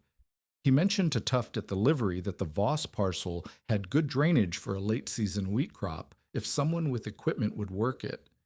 He mentioned to Haskell that the parcel's creek frontage might interest a cattle outfit expanding from the east. He mentioned to no one in particular at the hotel's stove that a widow with no plow and no team and no seed money was unlikely to prove up a homestead claim, and that the territory did not grant extensions to sentiment. The mentions traveled, as Calder knew they would, through the same network of conversation that had carried Mara's teaching from house to house. Within 2 weeks, Mara heard from Ruth Bell that people were discussing her claim as though it were already abandoned. Calder is behind it, Ruth said. I know. What will you do? I will prove up the claim. With what? You have no plow. You have no seed. You have no team. I have 9 months before the filing deadline. I have hands, and I have something Calder does not have. What is that? People who owe me favors they cannot repay with money. Mara did not call in favors. She did not need to. The favors called themselves in. Astrid Flatten's husband, whose children had survived measles in a wool-lined alcove, arrived at Mara's cabin in April with a borrowed plow and 2 days of his time. Birgit Hogan's brother brought seed wheat, 40 pounds, enough for a small planting. Tom Barrell, who had grown 3 inches since January and now carried himself with the cautious pride of someone who had done a brave thing and been forgiven for it, came on Saturdays to help clear fence line. Marshall Vale contributed nothing physical, but something more valuable. He filed a statement with the Territorial Land Office confirming that Mara Voss was in continuous residence and active improvement of her claim. The statement carried the weight of a man whose word the territory trusted. It closed the legal avenue Calder had been quietly exploring, a challenge to the claim on grounds of abandonment. Calder learned about the statement from the land office clerk, who mentioned it the way clerks mention things that are technically public record but carry private implications. Calder said nothing. He adjusted the freight debt again, down to $15, unprompted, unremarked. The adjustment was not generosity, it was recalculation. Mara's position had strengthened, and Calder was reducing his exposure the way any creditor reduces exposure when the debtor's leverage improves. But the adjustment also meant something else. It meant Calder was beginning to accept that the transaction he had envisioned, Mara's desperation exchanged for Mara's land, was not going to happen. Not because he lacked the power to force it, but because the community had reorganized itself around a woman who knew something Calder did not, and that reorganization had made force expensive in ways that could not be entered in a ledger. The man who changed the shape of Mara's days arrived in May with a wagon load of barrel staves and a limp in his left leg that made him walk like a ship in a crosswind. Jonas Trevitt was 36, a widower, a wagon maker by trade, and quiet in the way that men are quiet when they have lost something large and have not yet decided what to build in its place. His wife had died of typhoid in Yankton 2 years earlier. He had come west because west was the direction people went when they could not stay where they were. He had heard about Briar Cooley from a freight man who mentioned that the town had a woman who knew things about insulation that the army should learn. Jonas did not seek out Mara. He sought out work. He set up a wagon repair shop in a rented corner of the livery and began fixing axles and building sled runners for families who had broken equipment during the blizzard winter. His work was precise and unhurried. He measured twice, cut once, and spoke only when the silence became awkward for other people, never for himself. Mara met him because Ruth Bell's wagon needed a new reach pole, and Ruth brought it to the livery on a day when Mara was there inspecting the livery's north wall for a draft problem the horses were suffering from. Jonas was planing a piece of ash when Mara knelt beside the north wall and pressed her wetted hand against the boards. "Cold spot," Mara said to Ruth. "The chinking has failed between these two boards. The wind enters here and follows the wall down to where the horses stand." Jonas watched her work. He did not speak. He watched her find the gap, watched her press wool into it, watched her cut a strip of canvas and tack it over the wool with borrowed nails. The repair took 10 minutes. The draft stopped. "You are the one who knows about air," Jonas said. "I am the one who knows about stillness," Mara said. "That is a useful thing to know. It is the only thing I know that anyone wants." Jonas returned to his planing. Mara returned to Ruth's wagon. Neither spoke again that day, but the following week Jonas appeared at Mara's cabin with a bundle of thin-cut ash strips. "For your panel frames," he said. "The barrel staves you're using will split in a year. Ash will hold." Mara looked at the strips. They were precisely cut, uniform in width, sanded smooth.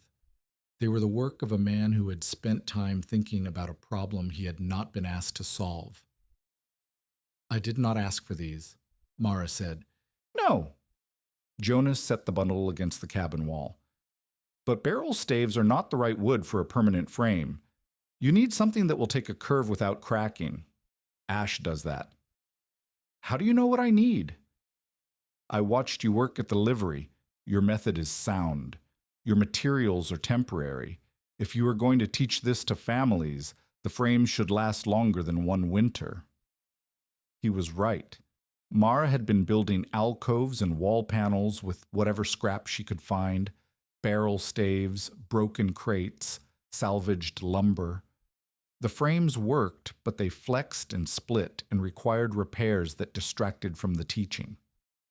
Proper frames, built by someone who understood wood the way Mara understood fiber, would change the scale of what was possible. "I cannot pay you," Mara said. "I did not ask for payment. I asked for nothing. I brought wood. Jonas turned and limped back toward the road. Halfway there, he stopped. If you want, I can build a frame jig, a pattern that any woman could use to bend the strips and assemble the panels herself. You would not need a wagon maker. You would need a jig and a hammer. Why would you do that? Jonas looked at her with the patient expression of a man explaining something obvious. Because the method should not depend on one person. If only you can build the frames, the method dies when you stop. Mara understood then what Jonas was offering. Not courtship, not charity.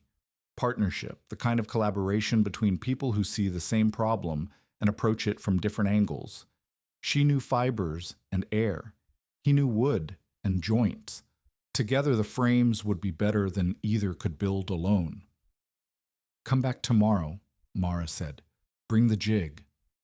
He came back. He brought the jig. They argued about hinge placement for 2 hours, because Mara wanted the panels to fold flat for storage, and Jonas wanted them to lock rigid for stability, and the argument ended when Jonas designed a hinge that did both, a pin joint that locked under pressure and released when lifted. It was elegant. It was the kind of solution that emerges only when two competent people disagree long enough to find the third option neither had imagined. They built 12 panel frames in June. Mara tested each one with wool batting and canvas and measured the temperature differential against an uninsulated wall using Schure's cracked thermometer, which she had retrieved from the tank in April. The ash frames held their curve. The panels fit against cabin walls with a uniformity that barrel stave frames had never achieved.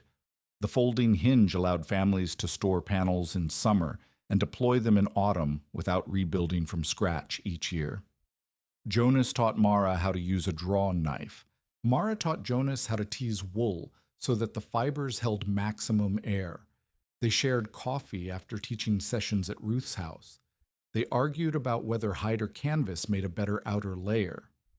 Jonas said canvas because it breathed. Mara said hide because it lasted. They compromised on hide for bottom panels, where moisture pooled, and canvas for upper panels, where breathability mattered more. The courtship, if it could be called that, happened entirely through work. There were no declarations, no flowers, no Sunday walks along the creek. There was a man who showed up with wood and a woman who showed him where to put it, and between the measuring and the cutting and the testing and the arguing, something grew that neither of them named because naming it would have required stopping work long enough to notice it. Tom Barrell noticed. He mentioned to Ruth that Jonas had been at Mara's cabin 4 days in a row. Ruth mentioned to Mara that Jonas seemed to enjoy arguing about hinges more than any sane man should. Mara said nothing, which Ruth correctly interpreted as confirmation. By autumn of 1888, Briar Cooley was a different town than the one that had watched a widow walk into a storm. 12 homes had storm alcoves or insulated wall panels, built with ash frames from Jonas's jig and lined with wool, hide, or canvas prepared to Mara's specifications. Ruth Bell had become the best wool preparer in the settlement. She could card and tease a pound of raw wool into insulation batting in an hour, and her batting was so uniform that Mara used it as the standard against which other preparations were measured. The school had 2 insulated corners built by Mara and Jonas together, where children could warm up after walking in cold weather. The teacher, a woman named Christy Solheim, who had nearly lost 2 students to frostbite during the blizzard, made insulation part of her winter curriculum. Children learned to tease wool and overlap canvas edges the way they learned to read and cipher. The jail cell remained insulated. Vale kept a register of families trained in the method, written in his precise army hand, and he added names through the autumn as word spread to homesteads beyond the settlement boundary. By October, 22 families were listed. The depot had an emergency curtain, a heavy canvas and wool panel that could be deployed across the main door during extreme weather. Greal had resisted the installation until Vale pointed out that a frozen telegraph operator could not transmit messages, and frozen messages could not generate the revenue that justified Greal's employment. The curtain went up the next day. The tank itself remained in the ditch. Mara had replaced the hide wedge at the hatch with a proper door, a wooden frame fitted by Jonas, hinged with iron from the livery scrap pile and sealed with a wool gasket that compressed when the door closed. She maintained the interior lining, replacing panels where rats had chewed and restuffing wool where settling had compressed it. The tank was not a monument. It was a tool, a public refuge, maintained like a well or a fire break, available to anyone caught in weather between the depot and the South Road. And then, on a windy night in early March of 1889, Calder Pike's hotel chimney caught fire. The fire started where chimney fires start, in the creosote buildup that accumulates when green wood is burned too hot in a flue that has not been cleaned since autumn. The creosote ignited during a windstorm that drove the updraft past the point where the chimney could contain it. Sparks reached the roof. The roof, shingled with dry pine, caught in 3 places. Calder organized a bucket line, but the wind scattered water before it reached the flames. The guests, 8 travelers, 3 permanent residents, and Liddy Crane, who still worked for Calder because she had nowhere else to go, evacuated into the street in nightclothes and coats thrown over shoulders. The hotel did not burn entirely. The bucket line saved the ground floor and 2 rooms on the east side, but the upper story was gutted, the roof was gone, and the chimney stood like a blackened finger pointing at the sky. The wind blew smoke and ash into every face on the street, and the temperature was 11 degrees above zero, and 8 people in nightclothes had nowhere warm to go. The depot was locked. Greal was in Jamestown.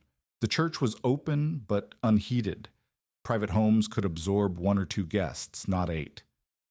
Liddy Crane solved the problem before anyone asked her to.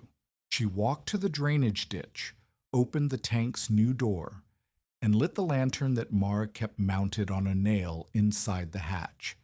Then she walked back to the street and told the guests to follow her.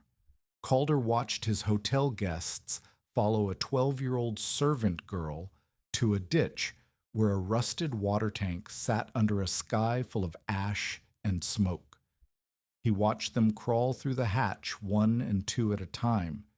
He watched them disappear into the dark opening and not come back. He stood in the street with smoke in his lungs and frost forming on his eyebrows and the ruin of his hotel behind him, and he understood, in the way that a man understands something when every other option has been removed, that the thing he had mocked was the only thing left. He walked to the ditch. He climbed down. He stood at the hatch and looked inside, where lantern light showed him buffalo hide and wool and the faces of his guests, already settling onto the pallet and the floor, already warming. Liddy held the door open for him. She did not speak. She did not need to. The gesture carried the full weight of January, a girl nearly killed fetching his coal, saved by the tank he had dismissed, now holding its door open so he could enter the thing he had laughed at. Calder crawled inside. He sat against the curved wall and felt the hide at his back and the warmth of 8 bodies in an enclosed space and the absolute stillness of air that the wind could not reach. His hands, which had been numb from the bucket line, began to sting as feeling returned. "It appears," Calder said, "that I mispriced scrap." Mara was not present. She was at her cabin, asleep, and she heard about the fire the next morning from Tom Barrell, who ran the 3 miles to tell her because running was still the fastest thing Tom knew how to do. When Mara reached town, she found Calder standing outside the ditch in daylight, surveying the tank from above. "Mrs. Voss," Calder said. He did not smile. He did not apologize. He was not that kind of man. "The hotel will take 6 weeks to repair. I need lodging in the interim." There are rooms available at Haugen's boarding house. I mean for my guests, the paying ones. Then you should ask Mrs. Haugen what she charges. Calder looked at the tank. He looked at Mara.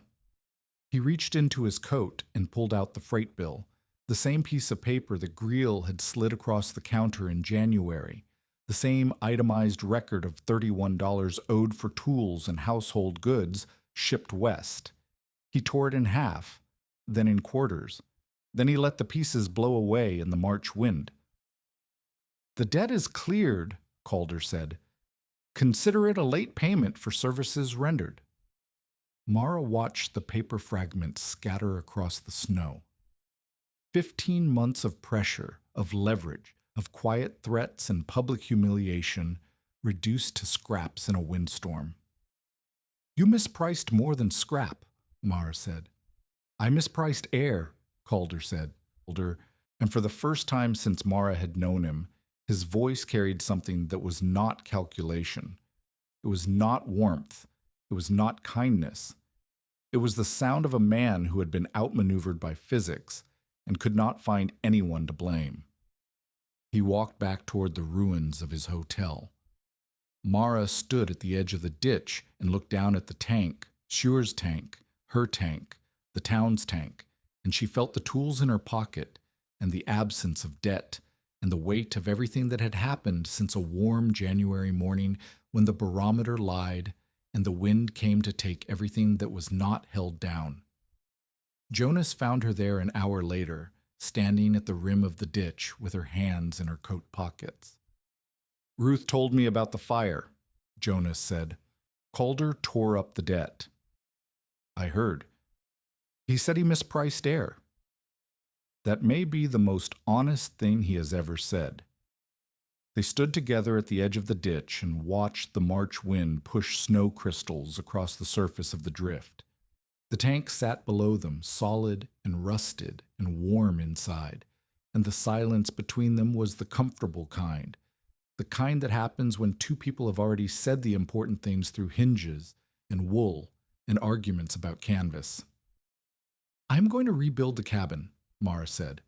Jonas, properly, lined walls, a door that fits, a sleeping alcove for Nels. I know. I will need help with the framing. I know that too. Will you come? Jonas looked at her. The wind pushed his hat brim against his forehead. His bad leg ached in the cold, the way it always ached, the way it would ache for the rest of his life. I will come, he said, and I will bring the jig. Mara married Jonas Trevitt in the autumn of 1891 in a ceremony at the Briar Cooley Church attended by 43 people, including Marshall Vail, who gave away the bride because there was no father to do it, and because Vail considered it a continuation of his duties. Ruth Bell stood beside Mara and held a bouquet of late asters. Tom Barrell, now 17 and hired by the railroad as a full telegraph operator, sent a message to Aberdeen announcing the union, which no one in Aberdeen had requested or needed, but which Tom considered appropriate because the telegraph existed to transmit important information. Jonas moved into the rebuilt cabin, which now had lined walls, a fitted door, a north-face sleeping alcove insulated with ash frame panels and sheep wool, and a root cellar that Mara had insulated using the same layering method she had taught 30 families. Nels, who had grown strong enough to outrun Tom Barrell in a foot race, accepted Jonas with the straightforward pragmatism of a boy who had been cold enough to understand the value of a man who knew how to build things that lasted. Jonas brought his daughter, Ragna, age 9, a serious child with her father's patience and her mother's absence. Ragna and Nels circled each other for a month like cats in a new room, then became inseparable in the way that children become inseparable when they share a sleeping alcove and a kerosene lamp and the knowledge that their surviving parents have chosen each other. The years compressed. Mara taught, Jonas built, Ruth prepared wool. The method spread beyond Briar Cooley through the register Vail maintained, through letters exchanged between frontier women, through a single article in the Jamestown Weekly Alert written by a journalist who had visited the tank and crawled inside and emerged unable to explain how a metal cylinder could be warmer than his hotel room. By the winter of 1893, more than 60 families across eastern Dakota had adopted some version of the insulated alcove. The materials varied. Some used cattail fluff instead of wool. Some used hay instead of hide. But the principle held. Reduce volume. Stop drafts. Trap still air. Let the bodies warm the space. Mara never became wealthy. She never sought to. The method was not a product. It was a practice, passed from hand to hand like a recipe or a song, modified by each family that used it, improved by each winter that tested it. Mara's contribution was not the invention. Sewer had built the proof, but the translation. She took what a dead man had known and made it speakable, teachable, replicable. She turned one tank into 30 alcoves, into 60 households, into a way of thinking about cold that did not begin with fire. Nels Voss grew into a telegraph operator like Tom Burrell before him, working the line between Jamestown and Aberdeen, partly because his mother had kept him breathing through a night when the mercury vanished, and partly because Tom had shown him that a thin boy with steady hands could carry something heavier than his own weight. Ragna Trevitt became a teacher. She taught at the Briar Cooley School for 11 years, and every winter she taught her students how to tease wool, overlap seams, and find the draft in a wall.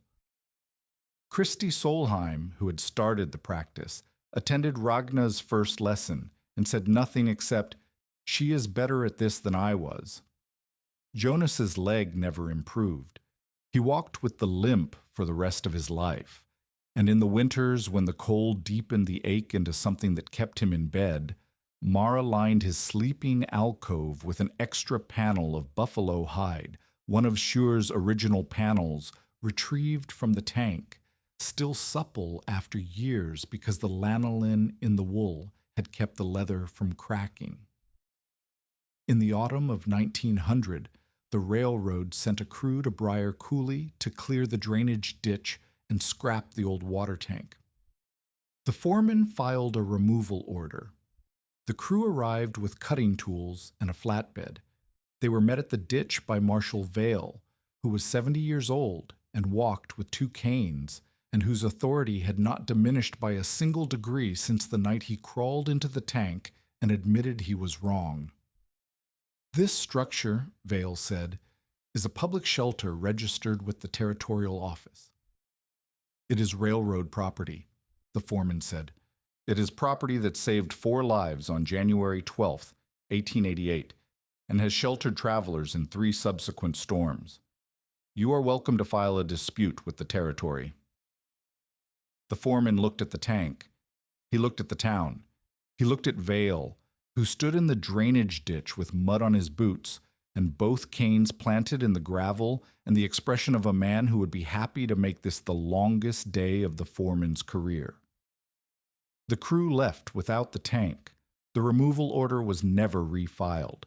The following spring, 43 residents of Briar Cooley signed a petition to the territorial government requesting that the tank be designated community property. The 43rd signature, at the bottom of the list, written in a hand that was careful and precise and accustomed to ledgers, belonged to Calder Pike. He never explained why he signed. He did not need to. Dr. Mara Voss died in 1914 in the 2-room cabin Jonas had rebuilt with lined walls and a sleeping alcove on the north side. She was 58. The winter that year was ordinary, cold, but not the cold that kills suddenly, not the cold that sends people searching for shelter in ditches. She died in February, in the alcove, in the warmth she had spent her life teaching others to build. Her last coherent act, Jonas would later tell Ruth Bell's daughter, was to touch the wool panel beside the bed and say that it had gone flat and needed teasing loose. Jonas teased the wool that evening. He worked the fibers apart with his fingers the way Mara had shown him, the way Schuer had shown Mara, the way Eli Brecka had shown a girl in Wisconsin by candlelight, gently, lifting each fiber so the air could return to the spaces between. He hung the panel back on its ash frame and pressed his hand against it, and felt the warmth that was not in the wool but in the stillness the wool held. Within 3 winters of the blizzard, 27 families in and around Briar Coulee had adopted Mara's storm lining in some form. Wool behind canvas, hide at door cracks, inner sleeping alcoves, protected vents. The tank sat beside the rail cut with its new door and maintained lining, no longer refuse, not quite monument, but known by every child who walked to school along the drainage ditch. They knew its name, Schure's Tank. They knew what was inside.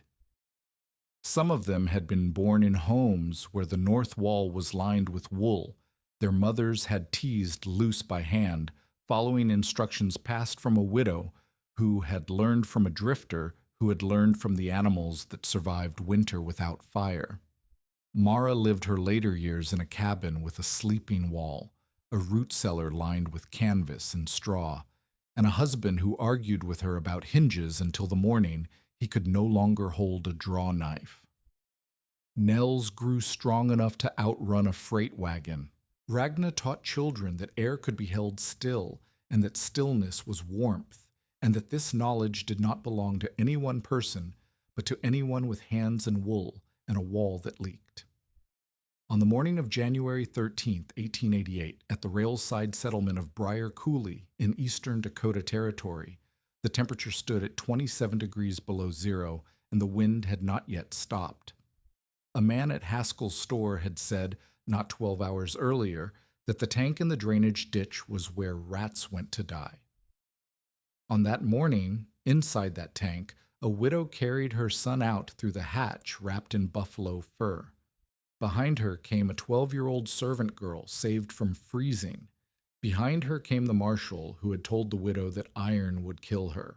Steam rose from the opening, the breath of 4 living people meeting the coldest air in a generation, and the town stood along the rim of the ditch in silence, because there was nothing to say that the steam did not already say. The frontier had mistaken shelter for walls, wealth for safety, and scrap for failure, until one widow crawled into what everyone else had thrown away.